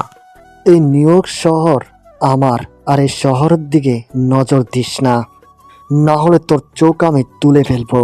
নীল কথা শেষ হবার সাথে সাথে কেউ একজন পেছন থেকে ওর মাথায় ভারী কিছু দিয়ে সজোরে একটা আঘাত করলো, এবং ও মাথায় হাত দিয়ে মাটিতে বসে পড়ে। নীলের মাথা ফেটে রক্ত চুইয়ে চুইয়ে ওর গাল বেয়ে পড়ছে। ও মাথায় হাত দিয়ে পেছনে ফিরে তাকালো ওকে কে মেরেছে সেটা দেখার জন্য। নীল পেছনে তাকিয়ে দেখে একটা ছেলে হকিং স্টিক হাতে নিয়ে দাঁড়িয়ে আছে। ও ছেলেটার মুখটা দেখার জন্য ধীরে ধীরে ওর দৃষ্টি উপরের দিকে স্থাপন করলো। নীলের দৃষ্টি যখন ছেলেটার মুখের উপরে পড়লো তখন ও যেন বাকরুদ্ধ হয়ে গেছে। সময় যেন থমকে গেছে ওর জন্য, কারণ ছেলেটা রুদ্র, যাকে নীল নিজের থেকেও বেশি বিশ্বাস করে, ভরসা করে। আর সেই রুদ্রই যে ওর পিঠে ছুরি বসিয়ে দিবে তা হয়তো নীল কখনো কল্পনাও করেনি। এখানে বলা বাহুল্য যে রুদ্র নীলের ভাই হয় না, রক্তের কোনো সম্পর্ক নেই, তবে আত্মার সম্পর্ক আছে। নীল যদি কাউকে চোখ বুজে বিশ্বাস করতে পারে তাহলে সেটাই রুদ্র, কিন্তু নীলের সেই বিশ্বাসটাই যে ওর কাল হয়ে দাঁড়াবে তা হয়তো ও কখনো কল্পনাও করেনি। রুদ্র, তুই এমন কেন করলি? তোকে তো আমার নিজের ভাই ভাবছিলাম। রাখো তো তোমার নীতি কথা, ভাই ভাবছিলাম তাই না? কি করেছো আমার জন্য তুমি? সব কাজ করতাম আমি, আর নাম হতো তোমার। আমি কি পেয়েছি তোমার থেকে? হ্যাঁ, সব সময় তোমার পায়ের নিচেই থেকে গেছি আমি, কিন্তু আর না। ফারদিন ভাই বলছে তুমি শেষ হয়ে গেছো। এই নিউ ইয়র্ক শহর আমি কন্ট্রোল করব। তুই ভুল করছিস রুদ্র, ওর ফাঁদে পা দিস না। কোনটা ঠিক আর কোনটা ভুল সেটা বোঝার বয়স আমার হয়েছে, তার ব্যাখ্যা তোমাকে দিতে হবে না। তোদের কথা বলা শেষ হয়েছে কি? আমার খুব ঘুম পেয়েছে। ওকে মেরে বাসায় গিয়ে আবার ঘুমাতে হবে। ভাই, তুমি তোমার কাজ সেরে ফেলো। ফারদিন নিজের কোমর থেকে .22 ক্যালিফারের একটা গান বের করে নীলের কপালে ঠিক মাঝ বরাবর তাক করলো। ফারদিন যখন ট্রিগারটা চাপতে যাবে ঠিক তখনই কোথা থেকে যেন একটা গুলি এসে লাগলো ফারদিনের হাতে, আর ওর হাত থেকে গানটা ছিটকে গিয়ে পড়লো অন্ধকারের মাঝে। ফারদিন ওর লোকেদেরকে হাত দিয়ে ইশারা করে গুলিটার উৎসল বের করতে বললে ওর লোকেরা চারিদিকে ছড়িয়ে পড়ল গুলিটার উৎস খুঁজে বের করার জন্য। ফারদিনের লোকেরা ওই জায়গাটার চারিদিকে ছড়িয়ে পড়েছে। ওর লোকেরা যখন একজন আরেকজনের থেকে কিছুটা দূরে গেল তখনই অন্ধকার থেকে একটার পর একটা গুলি এসে লাগে ওদের গায়ে, আর ওদের নিথর দেহগুলো ধীরে ধীরে মাটিতে লুটিয়ে পড়তে থাকে। ঘটনার আকস্মিকতায় ফারদিন এবং রুদ্র স্তব্ধ হয়ে দাঁড়িয়ে আছে ওদের জায়গায়। কিছুক্ষণ পরে ফারদিনের সব লোকগুলো মারা গেল এবং ওখানে শুধু ফারদিন, নীল আর রুদ্র অবশিষ্ট রয়ে গেল। ফারদিন আর রুদ্র একে অপরের মুখের দিকে একবার তাকাচ্ছে, আবার চারপাশে ঘুটঘুটে অন্ধকার প্রকৃতির দিকে একবার তাকাচ্ছে। চারিদিকে চোখ বোলানোর এক পর্যায়ে ফারদিনের চোখ আটকে গেল ওর হাতের ডান সাইডে, কারণ সেখান থেকে 6 জন কালো স্যুট পরা লোক গান হাতে বেরিয়ে আসলো। পুরো বিষয়টা বুঝতে এবার তেমন কোনো অসুবিধা হলো না ফারদিনের। ও আশেপাশে তাকিয়েও একই জিনিস আবিষ্কার করলো, কারণ সব দিক থেকেই ওই কালো স্যুট পরা লোকগুলো বেরিয়ে আসছে। ওই লোকগুলোর মাঝে একটা লোক ধীর পায়ে নীলের দিকে এগিয়ে এলো এবং ওর দিকে হাত বাড়িয়ে ওকে মাটি থেকে টেনে তুলল। নীলকে মাটি থেকে ওঠানোর পরে লোকটি নিজের পকেট থেকে ফোনটা বের করে কাকে যেন কল করলো। কিছুক্ষণ রিং হবার পরে অপর প্রান্ত থেকে কেউ একজন কলটা রিসিভ করলো। কলটা রিসিভ হলে লোকটা নিজের ফোনটাকে নীলের দিকে এগিয়ে দিল। নীল ফোনটাকে হাতে নিয়ে ওর কানে ধরলো। হ্যালো। হ্যাঁ, তুই ঠিক আছিস তো? রাশমিক, তার মানে এরা সব তোর লোক? আমি খবর পেয়েছিলাম আজকে রাতে তোর উপর অ্যাটাক হবে, আর তাই আমি আমার লোকদের প্রস্তুত থাকতে বলেছিলাম। আর তুই যেখানে গেছিলি সেখানে আমার লোকেরাও গেছিল তোর পিছন পিছন, কিন্তু ফেরার সময় মাঝ রাস্তায় একটা অ্যাক্সিডেন্ট হয়ে যায়। তোর গাড়ি সেখান থেকে বেরিয়ে গেলেও আমার লোকদের গাড়িগুলো বেরোতে পারেনি, আর তাই ওরা তোকে হারিয়ে ফেলে। পরবর্তীতে তোর লোকেশন ট্র্যাক করে ওরা তোর কাছে পৌঁছালো। এখন ফারদিন আর রুদ্রকে মেরে ওদের কাহিনী এখানেই শেষ কর, আর আজ থেকে দুবাই তোর, তুই হলি দুবাইয়ের ডন। থ্যাঙ্কস দোস্ত, আজকে তোর জন্যই আমি বেঁচে গেলাম। Mention not bro, is enjoy. Rashmik কলটা কেটে দিলে নীল ফোনটা ওই লোকটার দিকে এগিয়ে দিল এবং লোকটা ফোন হাতে নিয়ে নিজের গানটাকে নীলের দিকে এগিয়ে দিল। নীল গানটা হাতে নিয়ে রুদ্রর সামনে গিয়ে দাঁড়ালো। মনের মধ্যে এক রাজ ভয় নিয়ে রুদ্র তাকিয়ে আছে নীলের দিকে। কিরে, এতক্ষণ তো তোর চোখে জয়ের উল্লাস দেখতে পাচ্ছিলাম, সেটা হঠাৎ করে এমন ভয়ে রূপ নিল কেন? ভাই আমার ভুল হয়ে গেছে, আমাকে প্লিজ মাফ করে দাও। আমি আর এই ভুল কোনোদিনও করব না। ভুল করার জন্য বেঁচে থাকলে তো করবি। নীল রুদ্রের উত্তরের অপেক্ষা না করে সাথে সাথে একটা গুলি করে দিল ওর কপালে ঠিক মাঝ বরাবর। রুদ্র নিথর দেহটা ধীরে ধীরে মাটিতে লুটিয়ে পড়ল। নীল পেছনে ফিরে ফারদিনের দিকে তাকালো। ফারদিন ভয়ার্ত দৃষ্টিতে তাকিয়ে আছে নীলের দিকে। তোর নিয়োগ চাই, তাই না? না, আমার কিচ্ছু চাই না। দরকার হলে দুবাইও আমি তোর নামে করে দিব। তাও আমাকে প্লিজ মারিস না। দুবাই তো আমি নিজের নামে করব, তবে সেটা তোকে বাঁচিয়ে রেখে না, তোকে মেরে। নীল প্লিজ আমাকে মারিস না। Sorry buddy, I am so sorry. I come help you in this matter. Good bye, পরপারে ভালো থাকিস। কথাটা শেষ করার সাথে সাথে নীল ফারদিনের মাথার ওপরে ঠিক মাঝ বরাবর একটা গুলি করলে ফারদিনের নিথর দেহটা মাটিতে লুটিয়ে পড়ে। বর্তমান। এবার বুঝলি তো আমি কিভাবে দুবাইয়ের ডন হলাম? একদম পানির মতো বুঝেছি। আচ্ছা, অনেক কিছুই তো বলা হলো, জানাও হলো। এখন যে যার রুমে গিয়ে ঘুমিয়ে পড়। আর নীল, আমার সাথে আমার রুমে ফ্রেশ হয়ে নিবি। চল। অতঃপর ওরা সবাই ড্রয়িং রুমে থেকে যে যার রুমে চলে গেল। সকালে রাজমিকের ঘুম ভাঙলো কারো দরজা ধাক্কানোর আওয়াজ শুনে। হঠাৎ ওর রাতের কথা মনে পড়ে গেল এবং ও এক লাফে বিছানা থেকে নেমে জারার রুমের সামনে চলে গেল। জারার রুমের সামনে গিয়ে ও দেখে বাহির থেকে ছিটকিনি লাগানো। রাতে কথা বলতে বলতে ওরা ভুলেই গেছিল জারার কথা। রাজমিক বাহির থেকে জারার রুমের ছিটকিনিটা খুলে দিলে যারা এক টানে দরজাটা পুরো খুলে ফেলল। রাজমিক যখন জারার রুমের সামনে থেকে পেছন ঘুরে চলে আসতে যাবে, ঠিক তখনই রাজমিক বাহির থেকে জারার রুমের ছিটকিনিটা খুলে দিলে যারা এক টানে দরজাটা পুরো খুলে ফেলল। রাজমিক যখন জারার রুমের সামনে থেকে পেছন ঘুরে চলে আসতে যাবে, ঠিক তখনই জারা ওকে পেছন থেকে ডাক দিল। রাশ, বল। আমার রুমের দরজার বাইরে থেকে লাগিয়েছে? আমি কিভাবে জানবো? আমি তো ঘুমাচ্ছিলাম। তুমি জানো না, তাই না? না তো। ওই, তুমি আমার চোখের দিকে তাকিয়ে কথা বলো। এদিক ওদিক কি দেখছো? ঘাড়ে একটু ব্যথা পেয়েছি তো, তাই ঘাড় নাড়াতে সমস্যা হচ্ছে। এই সব মিথ্যে নাটক আমার সামনে করবা না বলে দিলাম। আর আমার গেটের বাইরে কে লাগিয়েছে? আরে, আমি কিভাবে জানবো বলো? হয়তো কোনো বিড়াল ঢুকছিল, বাসায় এসে এই কাজ করে গেছে। আমার কপালের কোন জায়গায় কি গাধা লেখা আছে? কই না তো। তাহলে এইসব অজুহাত আমাকে দেখাচ্ছ কেন? হ্যাঁ, বিড়ালের কি হাত আছে নাকি যে ও আমার দরজার বাহির থেকে লাগিয়ে দিবে?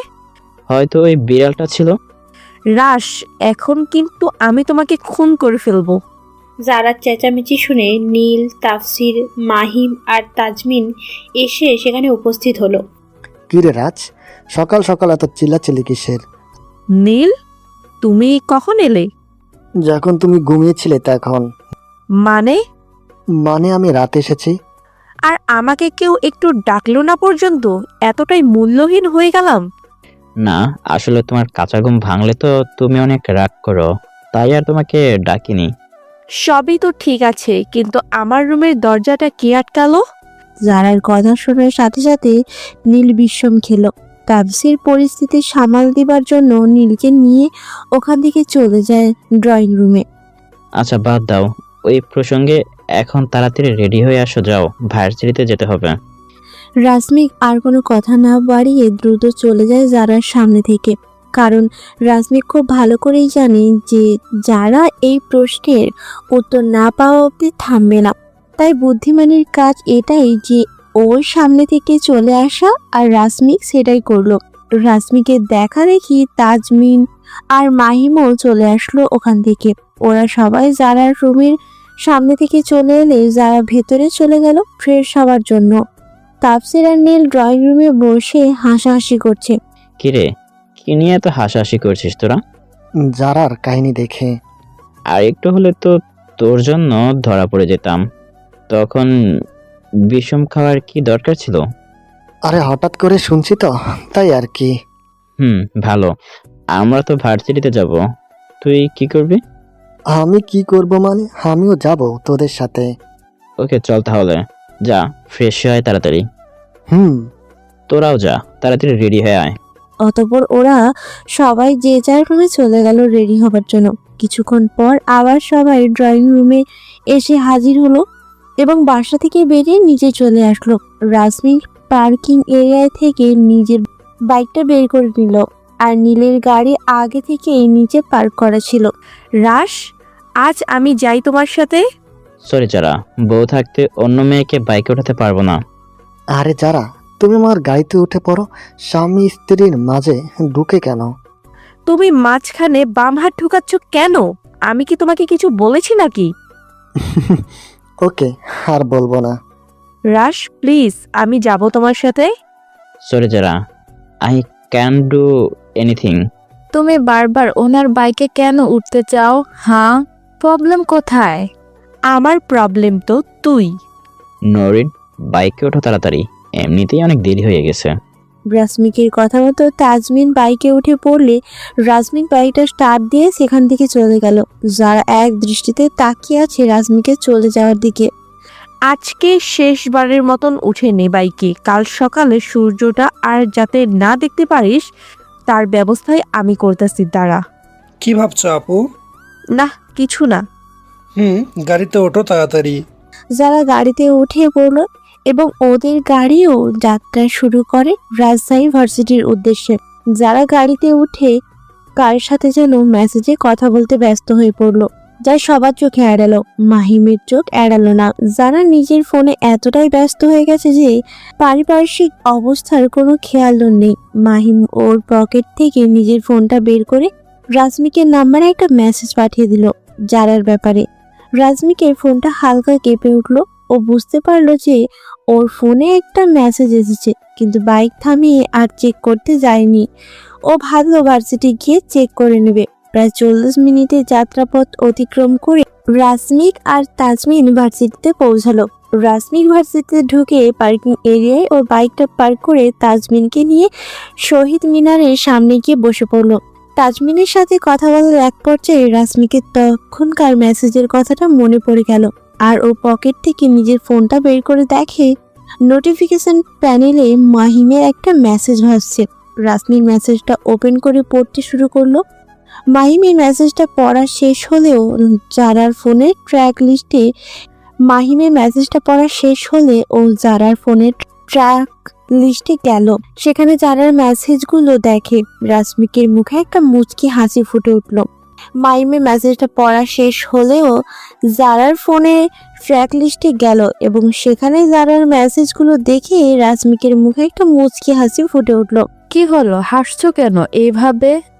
হাসি পাচ্ছে খুব, তাই হাসছি। কি কারণে হাসছো আমাকেও একটু বলো। এখন না, সময় হলে নিজেই সব জানতে পারবা। আস্তে আস্তে নিজেই সব বুঝে যাবে। তবে এতটুকু এখন জেনে রাখো যে তোমার কাজ শেষ। সময় এসেছে আমার সেই পুরনো ড্রাগ কুইনকে সামনে আনার। তুমি ঠিক কি করতে চাচ্ছ আমাকে একটু বলবে? সময় হলে জানতে পারবে। আর সেই সময়টা কবে হবে? খুব তাড়াতাড়ি। রাজমিকের কথা শেষ হবার সাথে সাথে নীলের গাড়ি এসে থামলো ওদের সামনে। নীল, জারা, তাফসির আর মাহিম গাড়ি থেকে নেমে গেলে নীলের ড্রাইভার গাড়ি নিয়ে ওখান থেকে চলে গেল। কিরে, কতক্ষণ হলো তোরা পৌঁছালি? এই তো কিছুক্ষণ আগে। এখন কি করবি? তুই বল কি করবি? আমার সাথে ক্লাসে যাবি নাকি ক্যাম্পাসে বসে আড্ডা দিবি? ধুর, ক্লাস কে করবে, চল আড্ডা দিই। ওকে চল। অতঃপর ওরা 6 জন গিয়ে মাঠের ঠিক মাঝখানে গোল হয়ে বসে পড়লো। ওরা সবাই হাসাহাসি আর আড্ডায় ব্যস্ত হয়ে পড়েছে। হঠাৎ কয়েকজন এসে পেছন থেকে রাজমিকের ঘাড়ে হাত দিল। রাজমিক পেছনে তাকিয়ে দেখে সেদিন তাজমিনকে যে ছেলেগুলো উত্ত্যক্ত করেছিল তাদের মধ্যে একটা ছেলে দাঁড়িয়ে আছে। রাজমিক বসা থেকে উঠে দাঁড়ালো আর দেখা দেখি বাকিরা উঠলো। কি চাই ভাইয়া, কিছু বলবেন? সেদিন তো আমরা 6-7 জন ছিলাম, তাই তুই বেঁচে গেছিস। আজকে আমরা পুরো 100 জন আছি। আজকে তোকে কে বাঁচাবে? কে আর বাঁচাবে বল? কেউ তো বাঁচানোর মতো নেই, তাই মরে যেতে হবে। একটু পরে তো পরপারে চলে যাবি, তোর মুখে হাসি আসছে কি করে? জানি না কোথায় থেকে আসছে, তবে খুব হাসি পাচ্ছে তোর কথা শুনে। দাঁড়া, তোর হাসিটা এক্ষুনি বের করছি। কথাটা বলে ছেলেটা হাত দিয়ে পেছনের দিকে ইশারা করলে অনেকগুলো ছেলে একসাথে এসে জমায়েত হলো ওর পেছনে। আর সবার হাতে কিছু না কিছু আছে। কারো কারো হাতে হকিং স্টিক, কারো হাতে ব্যাট, কারো হাতে রড, আবার কারো হাতে সুইচ গিয়ার। এখন তোকে তোর কোন বাপ বাঁচাবে?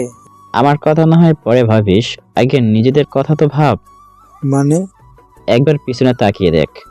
রাসমিকের কথা মতো ওই ছেলেটা এবং ওর সাথে থাকা বাকি ছেলেগুলো পেছনে তাকালো। ওরা পেছনের দিকে অবাক হয়ে তাকিয়ে আছে।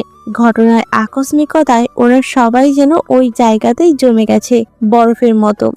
ভার্সিটির গেট দিয়ে একটার পর একটা কালো গাড়ি ক্যাম্পাসের ভেতরে প্রবেশ করছে এবং গাড়িগুলো ধীরে ধীরে পুরো মাঠটাকে ঘিরে ফেলেছে। প্রত্যেকটা গাড়ি থেকে 6 জন কালো স্যুট পরা লোক নেমে পুরো মাঠটাকে গোল করে ঘিরে ফেলেছে এবং সবার হাতেই আছে প্রিলোডেড গান। কোথাও এক চুল পরিমাণ জায়গা খালি নেই যেখান থেকে এই ছেলেগুলো বেরোতে পারবে।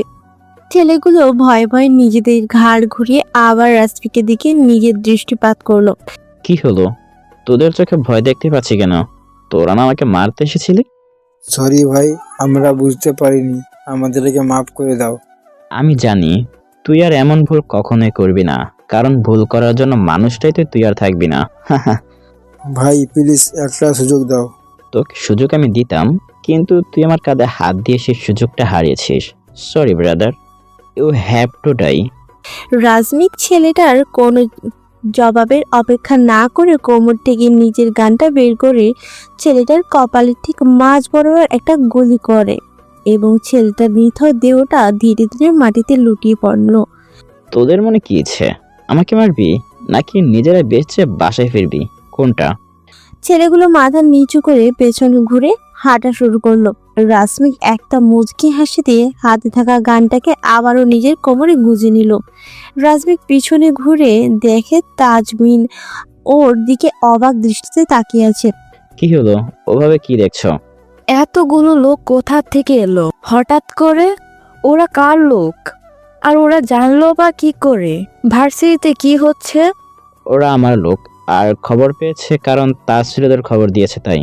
তুমি কি করে জানলে তাফসির ওদের খবর দিয়েছে? তুমি তো ওদের সাথে কথা বলছিলে। জোকার কিং এর নজর সব জায়গাতেই থাকে। তাজমিনের সাথে কথা শেষ হলে রাসমিক হাত দিয়ে ইশারা করে ওর লোকেদের চলে যেতে বললে ওরা আবার যার যার গাড়িতে উঠে ভার্সিটির ক্যাম্পাস থেকে বেরিয়ে যায়। চলো, এক জায়গায় যেতে হবে। এখন আবার কোথায় যাবে? এখন কোথায় যাবে? তোকে পরে সব খুলে বলবো। আচ্ছা ঠিক আছে। তুমি আসো আমার সাথে। কথাটা বলে রাসমিক যাত্রা শুরু করলো পার্কিং এরিয়ার দিকে। এতক্ষণ ভার্সিটির সবাই অবাক হয়ে তাকিয়েছিল রাসমিকের দিকে।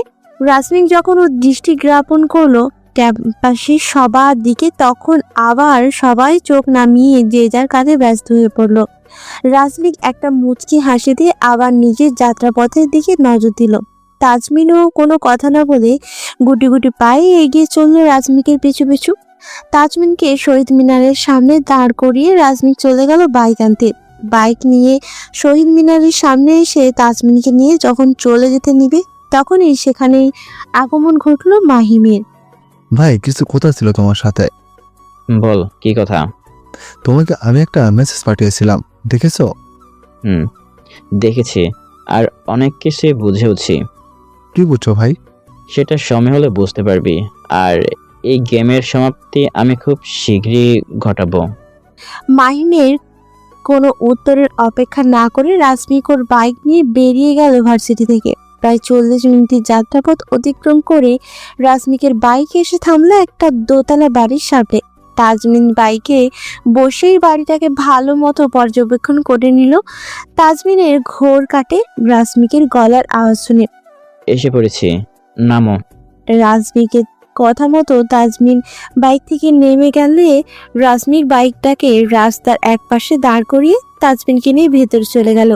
তাজমিন কোনো কথা না বলে রাসমিকের পিছু পিছু হাঁটছে আর চারপাশটায় ভালো মতো চোখ বুলিয়ে নিচ্ছে। রাজমিক 2 তলায় উঠে কলিং বেল চাপ দিলে একজন বৃদ্ধ মহিলা এসে দরজা খুলে দিল। রাজমিককে দেখে বৃদ্ধ মহিলার মুখে একটা মুচকি হাসি ফুটে উঠল। বৃদ্ধা মহিলা গেট থেকে সরে দাঁড়ালে রাজমিক একটা মুচকি হাসিতে ভেতরে চলে গেল। তাজমিনও ঢুকলো ওর পিছু পিছু। তাজমিন ভেতরে ঢুকে লক্ষ্য করলো ড্রয়িং রুমের সোফায় বসে একটা মেয়ে কফি খাচ্ছে আর খবরের কাগজ পড়ছে। রাজমিক গিয়ে মেয়েটার সামনে দাঁড়ালো। কেমন আছো? রাজমিকের গলার আওয়াজ পেয়ে মেয়েটা খবরের কাগজটা নিচে নামালো এবং মেয়েটির চেহারা তাজমিনের সামনে স্পষ্ট হয়ে উঠল। তাজমিন এক দৃষ্টিতে তাকিয়ে আছে মেয়েটির দিকে। নিজের অজান্তেই তাজমিনের মুখে একটা হাসি ফুটে উঠল, আর এই হাসিটা হয়তো পৃথিবীর সবচেয়ে মূল্যবান সম্পদের সাথেও অতুলনীয়। মেয়েটি রাজমিককে দেখে বসা থেকে উঠে ওকে জড়িয়ে ধরলো। মিস ড্রাগ কুইন, আপনাকে একটা প্রশ্ন করেছিলাম, উত্তরটা কিন্তু এখনো পেলাম না। তোমাকে কাছে পেয়ে কিভাবে খারাপ থাকি বলো? তবে মিস ডার্ক কুইন আবার কি? হ্যাঁ, উপস, মিসেস হবে তাই না? হুম।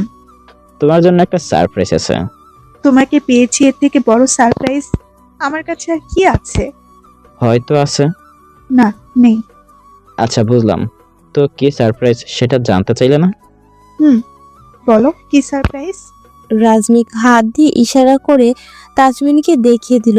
তাজমিনকে দেখে নওরিন দ্রুত ওর সামনে গেল এবং সজোরে একটা থাপ্পড় মারল তাজমিনের গালে। তাজমিনের ঠোঁটের কিছুটা অংশ কেটে গেছে। নওরিন যখন আবার তাজমিনকে মারতে যাবে, ঠিক তখনই রাজমিক এসে পেছন থেকে ওর হাতটা ধরে ফেলল। রাশ, আমার হাত ছাড়ো। ওকে তো আমি আজকে মেরেই ফেলবো। ও আমার আসল বোন না, ও একটা বহুরূপী। তুমি ভুল করছো নরিন, ও কোনো বহিরূপী না, ওই তোমার আসল বোন। না রাশ, এটা সম্পূর্ণ মিথ্যা। তুমি ওর কথা বিশ্বাস করো না। আজকে শুধুমাত্র ওর জন্য আমি তোমার থেকে 7 মাস আলাদা থেকেছি। আজকে শুধু ওর জন্য আমি তোমাকে এই 7 মাস একবার চোখের দেখাও দেখতে পারিনি। ও সেই সুযোগটাও আমার থেকে কেড়ে নিয়েছে। আগে আমার কথাটা তো শোনো। কি কথা বলো? ওর নাম তাজমিন, আর ওই তোমার আসল বোন। আর তুমি যার কথা বলছো সে এখন আমার কাছে আছে। মানে? আচ্ছা, তুমি যে সেদিন হাইওয়েতে বাইক চালাইছিলে, তার উপর হঠাৎ করে তোমার বাইকের সাথে একটা অ্যাক্সিডেন্ট হয়, এগুলো তোমার মনে আছে? হুম, এতটুকু মনে আছে। তারপরে আমার আর কিচ্ছু মনে নেই। কিন্তু এগুলোর সাথে এই মেয়েটির কি সম্পর্ক? তোমার যখন চোখ খুললো তখন তুমি কি দেখলে? আমার হাত পা একটা চেয়ারের সাথে বাঁধা অবস্থায় আছে, আর রুমটা ছিল ঘুটঘুটে অন্ধকার।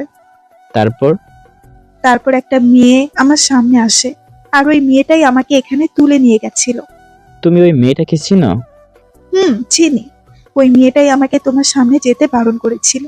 ওই মেয়েটাই আমাকে বলেছিল আমি যদি কখনো তোমার সামনে যাই তাহলে ও তোমাকে মেরে ফেলবে। আর আমি সিলেট থেকে রাজশাহী চলে আসি। তারপর থেকে আমি রাজশাহীতেই আছি।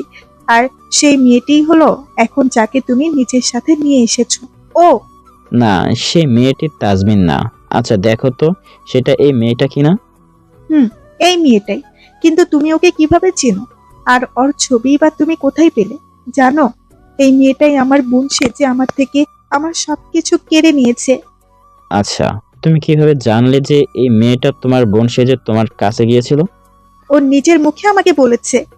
মানে?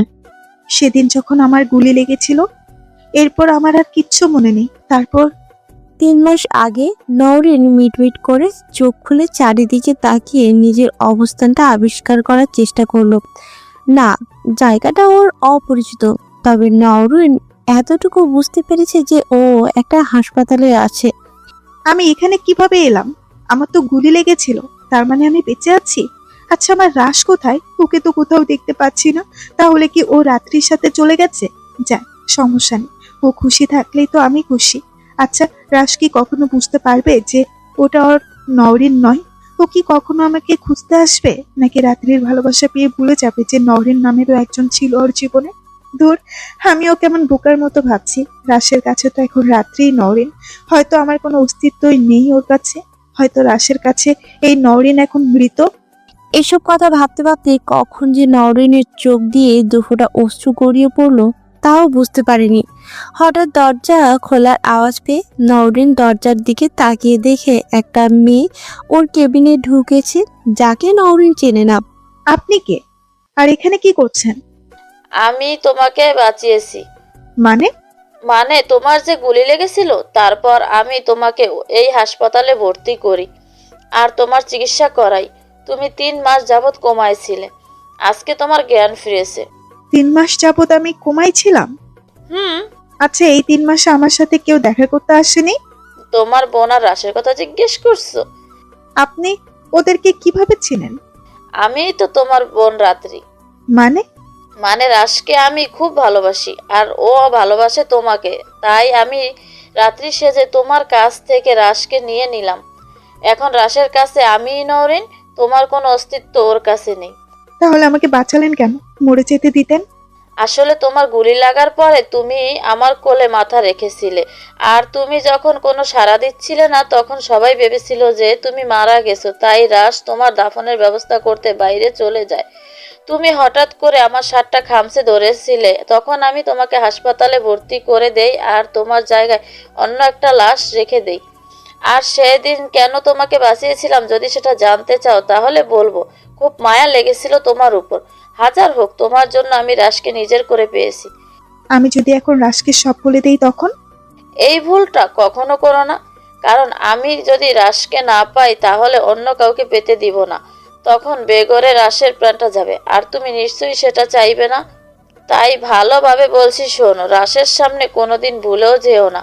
মনে রেখো, যেদিন তুমি রাশের সামনে যাবে সেদিনই এই পৃথিবীতে রাশের শেষ দিন হবে। নওরিনের কোনো জবাবের অপেক্ষা না করে মেয়েটি কেবিন থেকে বেরিয়ে গেল। নওরিন ভেঙে পড়েছে কান্নায়, নিজেকে যেন কোনোভাবেই সান্ত্বনা দিতে পারছে না ও। হঠাৎ নওরিনের কেবিনে কেউ একজন প্রবেশ করলো। নওরিন অশ্রুসিক্ত নয়নে দরজার দিকে তাকিয়ে দেখে নার্সটি কেবিনে ঢুকে নওরিনের বেডের পাশে এসে দাঁড়ালেন। ম্যাম, আপনার সমস্ত ফর্মালিটি পূরণ হয়ে গেছে। আগামী পরশুদিন আপনাকে ডিসচার্জ করে দেওয়া হবে। আর আমি আপনাকে ঘুমের ইঞ্জেকশন দিয়ে যাচ্ছি, আপনি ঘুমানোর চেষ্টা করুন। মাত্র কোমা থেকে উঠলেন তো, আপনার এখন বিশ্রামের প্রয়োজন। নার্সটি নওরিনকে একটা ঘুমের ইঞ্জেকশন দিয়ে কেবিন থেকে বেরিয়ে গেলেন। নওরিন চোখ দুটো ধীরে ধীরে বুঝে যাচ্ছে ও পা বাড়ালো ঘুমের দেশে। বর্তমান আমাকে হাসপাতাল থেকে ডিসচার্জ করে দিলে আমি রাজশাহীতে চলে আসি, আর তারপর থেকে আমি রাজশাহীতেই আছি। বুঝলাম। এবার আমি বলি শোনো। বলো। রাত্রে একটা বদ অভ্যাস আছে, আর সেটা হলো ডায়েরি লেখা। আমি প্রায় প্রতিদিন ওকে দেখতাম ডায়েরি লিখতে, তবে আমি বিষয়টিকে অতটা গুরুত্ব দিইনি। আমি ভেবেছিলাম হয়তো আমাদের জীবনের সুন্দর মুহূর্তগুলোই ওর ডায়েরিতে লিখে রাখছে। কিন্তু হঠাৎ একদিন কেন জানি না ওর ডায়েরিটা পড়ার খুব ইচ্ছে হলো আমার। যেই ভাবা সেই কাজ।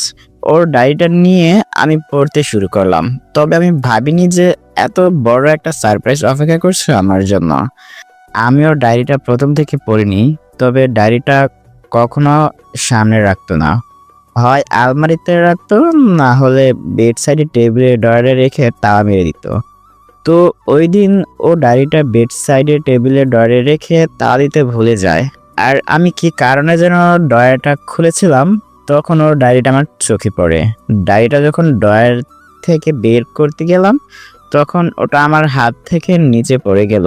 আর আমি যখন ডায়েরিটা নিচ থেকে তুলতে যাব তখনই আমার চোখ আটকে গেল ডায়েরির মাঝে থাকা রাশমিক নামের উপর। তো আমার খুব আগ্রহ জেগেছিল যে ও কি লিখছে আমার ব্যাপারে। তাই আমি আর প্রথম থেকে না গিয়ে ওখান থেকে ডায়েরিটা পড়া আরম্ভ করি। আর তারপর ধীরে ধীরে আমি সব জানতে পারলাম। অতঃপর আমি রাত্রিকে ওখানে রেখে রাজশাহীতে চলে আসি। তবে রাজশাহীতে এসে যে তোমাকে আবার খুঁজে পাবো তা আমি কখনো ভাবিনি। আর যেদিন তোমার বাইকের সাথে আমার গাড়ির অ্যাক্সিডেন্ট হয় সেদিন আমি তোমাকে হাসপাতালে নিয়ে যাই, আর সেখানে থেকে রাত্রে তোমাকে কিডন্যাপ করেছিল। আমার সাথে তাজমিনের দেখা হয় হাসপাতালের রিসেপশনে। আমি প্রথমে ভেবেছিলাম যে ওর রাত্রি, কিন্তু পরবর্তীতে ওর সাথে কথা বলে বুঝতে পারলাম যে রাত্রি না, আর ওই তোমার আসল বোন। আর রাত্রি এতদিন আমার চোখের সামনে ছিল, শুধু আমি বুঝতে পারিনি। তবে বুঝেছি সেদিন যেদিন তোমাকেও কিডন্যাপ করেছিল। আর এরপর থেকে তাজমিনী নরিন সেজে আমাদের সাথে আছে। তার মানে ওই আমার আসল বোন? হুম। রাশমিকের কথা শেষ হবার সাথে সাথে নওরিন গিয়ে জড়িয়ে ধরল তাজমিনকে। নিজের হারিয়ে যাওয়া বোনকে এতদিন পর খুঁজে পেয়ে তাজমিনও আর নিজেকে আটকাতে পারল না, ছেড়ে দিল নিজের চোখের পানি। তবে এটা দুঃখের কান্না না, আনন্দের কান্না। সরি রে বোন, আসলে আমি তোকে মারতে চাই। আমি ভেবেছিলাম তুই ওই বহুরূপীটা। সমস্যা নাই। আচ্ছা বোন, আব্বু কেমন আছে? আব্বু মোটামুটি সুস্থ আছে, তবে আম্মুর শরীরটা একটু খারাপ। আম্মুর শরীর খারাপ মানে? আম্মু না মারা গিয়েছিল?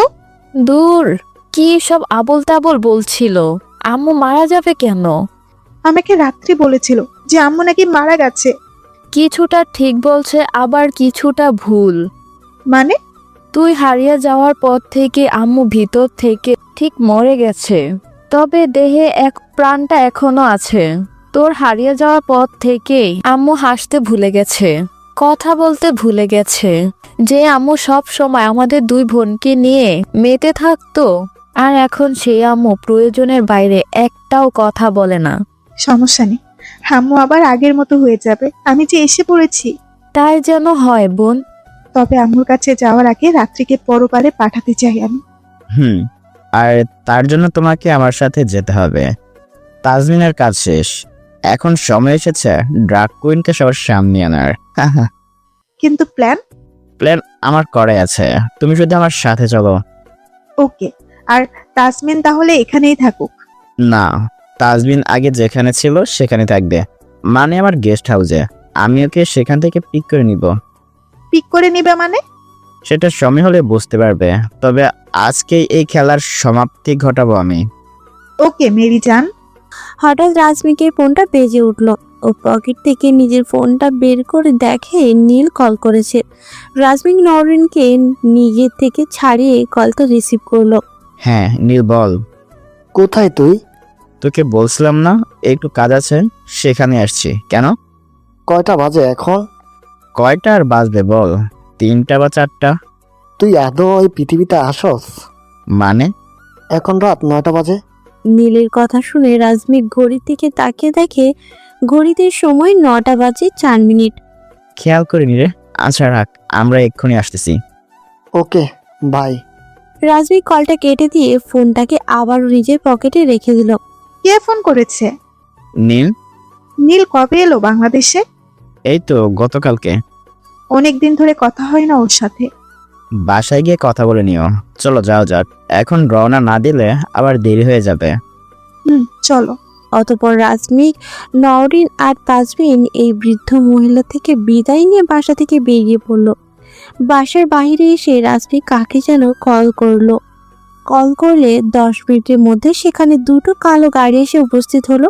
রাশমিক তাজমিনকে সেই গাড়িতে উঠিয়ে দিয়ে নওরিনকে নিয়ে বাইকে করে রওনা দিল ওর বাসার উদ্দেশ্যে। প্রায় 1.5 ঘন্টার যাত্রাপথ অতিক্রম করে রাশমিক আর নওরিন ওদের বাসায় পৌঁছালো। রাশমিক বাইকটাকে পার্কিং এরিয়ায় পার্ক করে নওরিনকে নিয়ে ভেতরে চলে গেল। ওরা ভেতরে গিয়ে দেখে ড্রয়িং রুমে সোফায় বসে নীল, তাফসির আর মাহিম আড্ডা দিচ্ছে। রাশমিককে দেখে ওরা 3 জন উঠে দাঁড়ালো। তুই আসতে পারছস? আমি তো ভেবেছি হারিয়ে গেছস। না, এখনো অতটা পাগল হয়নি যে হারিয়ে যাব। বুঝলাম, এখন খেতে চল। তোরা সবাই তো আসোস, কিন্তু যারাকে দেখছি না যে। যারা রান্না করে। কেন, বউ আসেনি আজকে? এসেছে। তাহলে?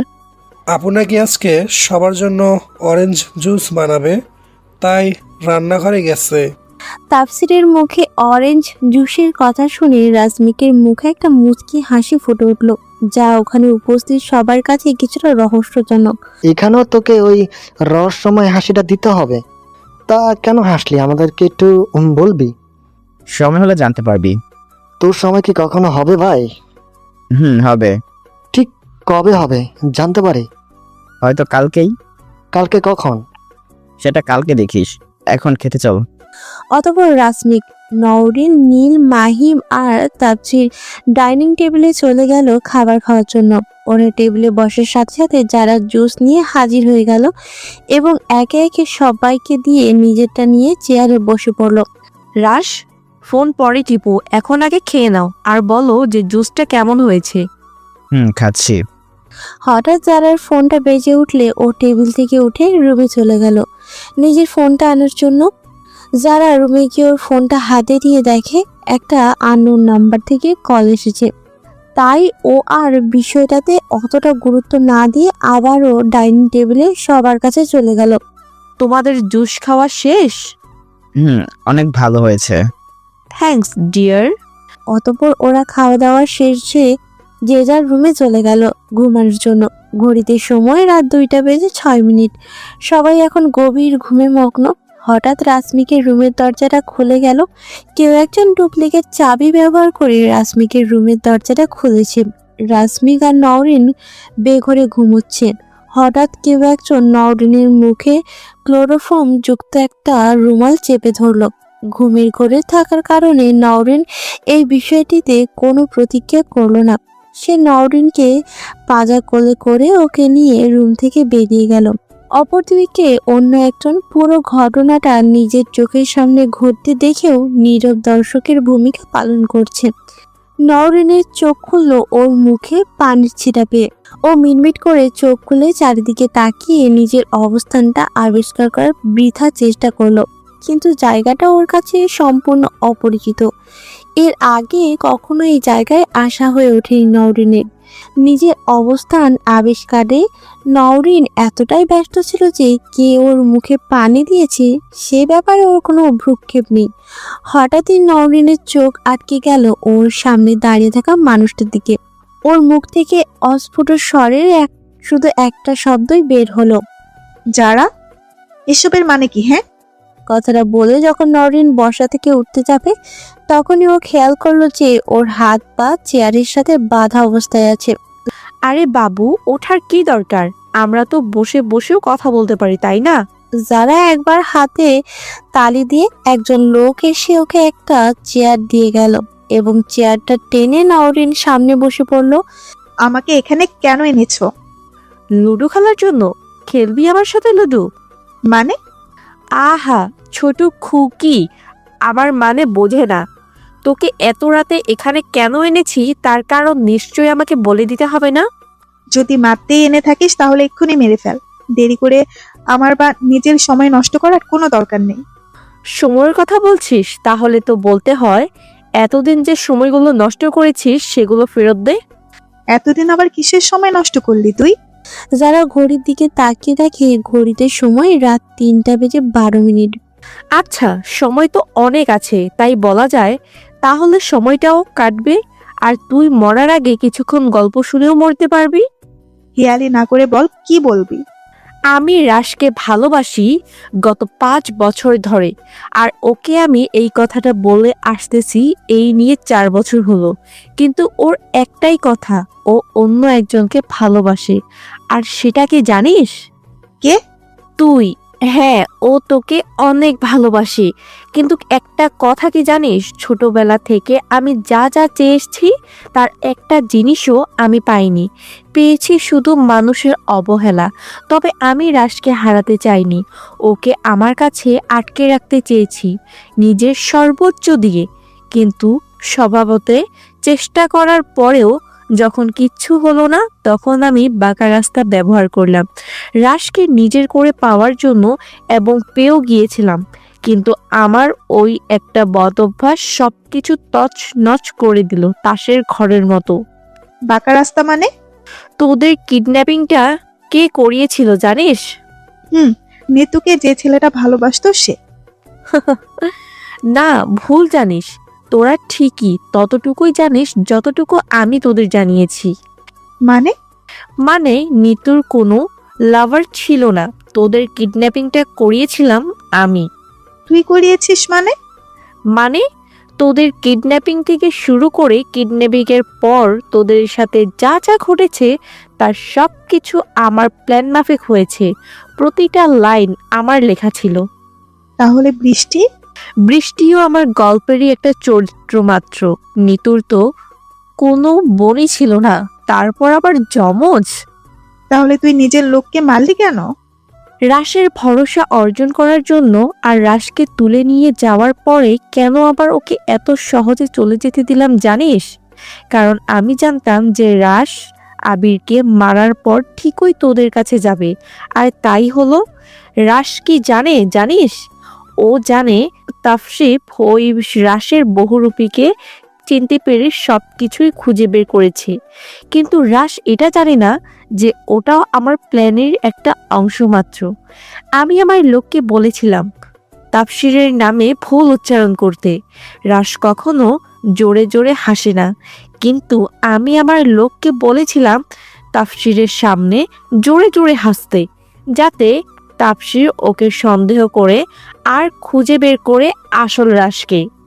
আমি তাফসিরের সামনে ক্লুগুলো এত সুন্দরভাবে উপস্থাপন করেছি যে আমি যেইভাবে চেয়েছি ঠিক সেইভাবে চলেছে।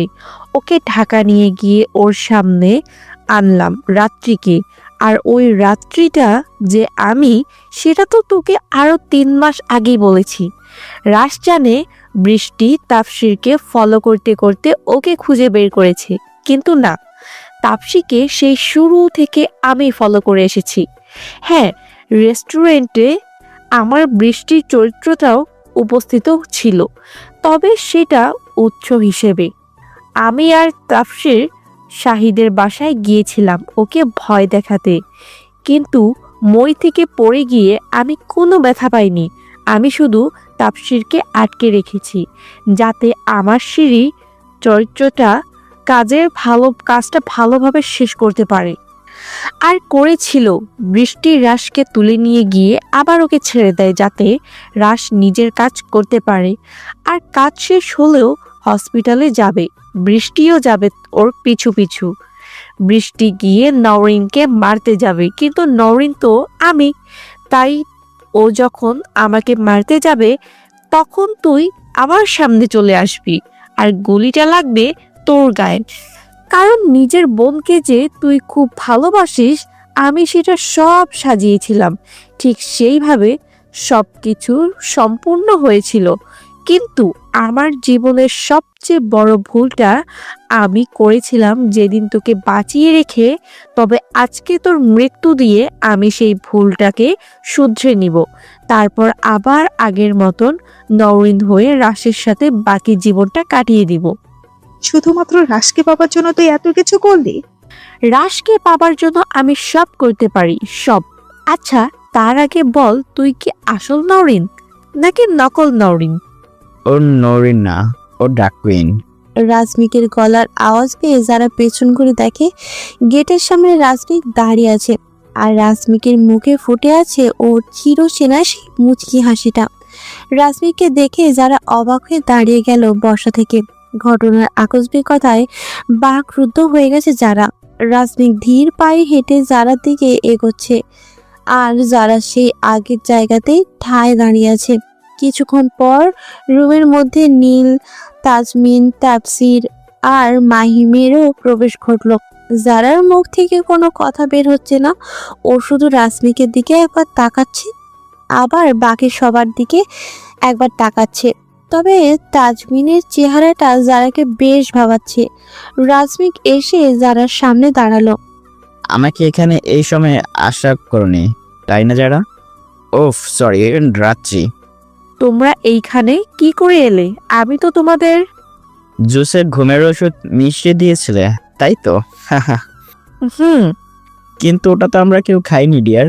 তুমি যে এমন কাজ করবে তা আমি আগে থেকে জানতাম। তুমি যখন কল রিসিভ করতে গিয়েছিলে তখন আমরা ওটাকে ফেলে দিয়েছি। আর কলটা কে করেছিল জানো? আমার লোক। কিন্তু তুমি কি করে জানলে? কারণ তুমি তোমার লোকদের মেসেজে বলেছিল তাই। আমার মেসেজ তুমি কিভাবে দেখলে? তোমার ফোন ট্যাগ করে। কিন্তু আমি তো ওকে মেরে ফেলেছিলাম, তাহলে ও বেঁচে আছে কিভাবে? ওকে তুমি কখনো কিডন্যাপই করনি, তাহলে মারবে কিভাবে? মানে? ও হলো তাজমিন, আর তোমার পিছনে যে আছে সে হলো নরিন। তাজমিন এতদিন নরিন সেজে আমার সাথে ছিল। তুমি কিডন্যাপ করেছিলে নরিনকে, আর ওকে মারার আগেই আমি নরিনকে ওখান থেকে সরিয়ে নেই। কিন্তু তুমি ভাবো নরিন মারা গেছে। কিভাবে করলে? তুমি যদি জোকার কিংয়ের চোখ ফাঁকি দিয়ে নৌরিনকে হাসপাতালে ভর্তি করে দিয়ে ওর জায়গায় অন্য একজনের লাশ রেখে দিতে পারো, তাহলে তোমার লোকদের চোখ ফাঁকি দেওয়া কি আমার জন্য খুব খুব একটা বেশি কঠিন কাজ? তার মানে তুমি সব জানতে আমি যা যা করেছি? তবে আমি এই গেমটা এত তাড়াতাড়ি শেষ করতে চাইনি। আমি চেয়েছিলাম আরো কিছুদিন গেমটা খেলবো, তাই তোমাকে অনেক বড় একটা ক্লু দিয়েছিলাম, কিন্তু তুমি সেটা ধরতে পারোনি। কি ক্লু? তোমার কাছে যে চিঠিটা পাঠিয়েছিলাম সেটার নিচে ডান সাইডে একটা জোকারের মাস্ক আঁকা ছিল, কিন্তু তুমি ধরতে পারোনি ডিয়ার। তবে একটা কথা না বলে পারছি না, তোমার গেম প্ল্যানটা অস্থির ছিল, সত্যিই মুগ্ধ। তবে এখন যে তোমাকে মরতে হবে বেবি। কথাটা বলে রাজমিক তাফসিরের দিকে তাকায় এবং তাফসির এসে নওরিনের দড়িটা খুলে দিলে নওরিন গিয়ে রাজমিকের পাশে দাঁড়ালো। রাজমিক নিজের কোমর থেকে .22 ক্যালিফারের একটা গান বের করে নওরিনের দিকে এগিয়ে দিল এবং নওরিন গানটা হাতে নিয়ে জারার দিকে তাক করে দাঁড়ালো। রাশ, আমি সত্যি তোমাকে খুব ভালোবাসি। I know baby, but I am so sorry, you have to die. কথাটা বলে রাজমিক পেছন ঘুরে গেল এবং সাথে সাথে ওর কানে দুটো গুলির শব্দ ভেসে আসলো। রাজমিক আবার নওরিনের দিকে ঘুরে ওর কাঁধে হাত রেখে দাঁড়ালো। রাজমিক নিচে তাকিয়ে দেখে জারার নিথর দেহটা মাটিতে পড়ে আছে। তাজমিন গুটি গুটি পায়ে হেঁটে নওরিনের সামনে এসে দাঁড়ালো। বোন, কিছু বলবি? বল, কি বলবি? আসলে আমি তাসফিনকে অনেক ভালোবাসি আর ওকে বিয়ে করতে চাই। তাজমিনের কথা শুনে সবার মুখেই একটা হাসি ফুটে উঠল। আমাকে মনে হয় সিঙ্গেলই মরতে হবে। সময় কথা বলবে। রাজমিক, নওরিন, তাফসির, তাজমিন, নীল আর মাহিম বেরিয়ে গেল রুম থেকে। ওদের নতুন জীবনের পথ চলা হয়তো এখান থেকেই শুরু। Devil will be back.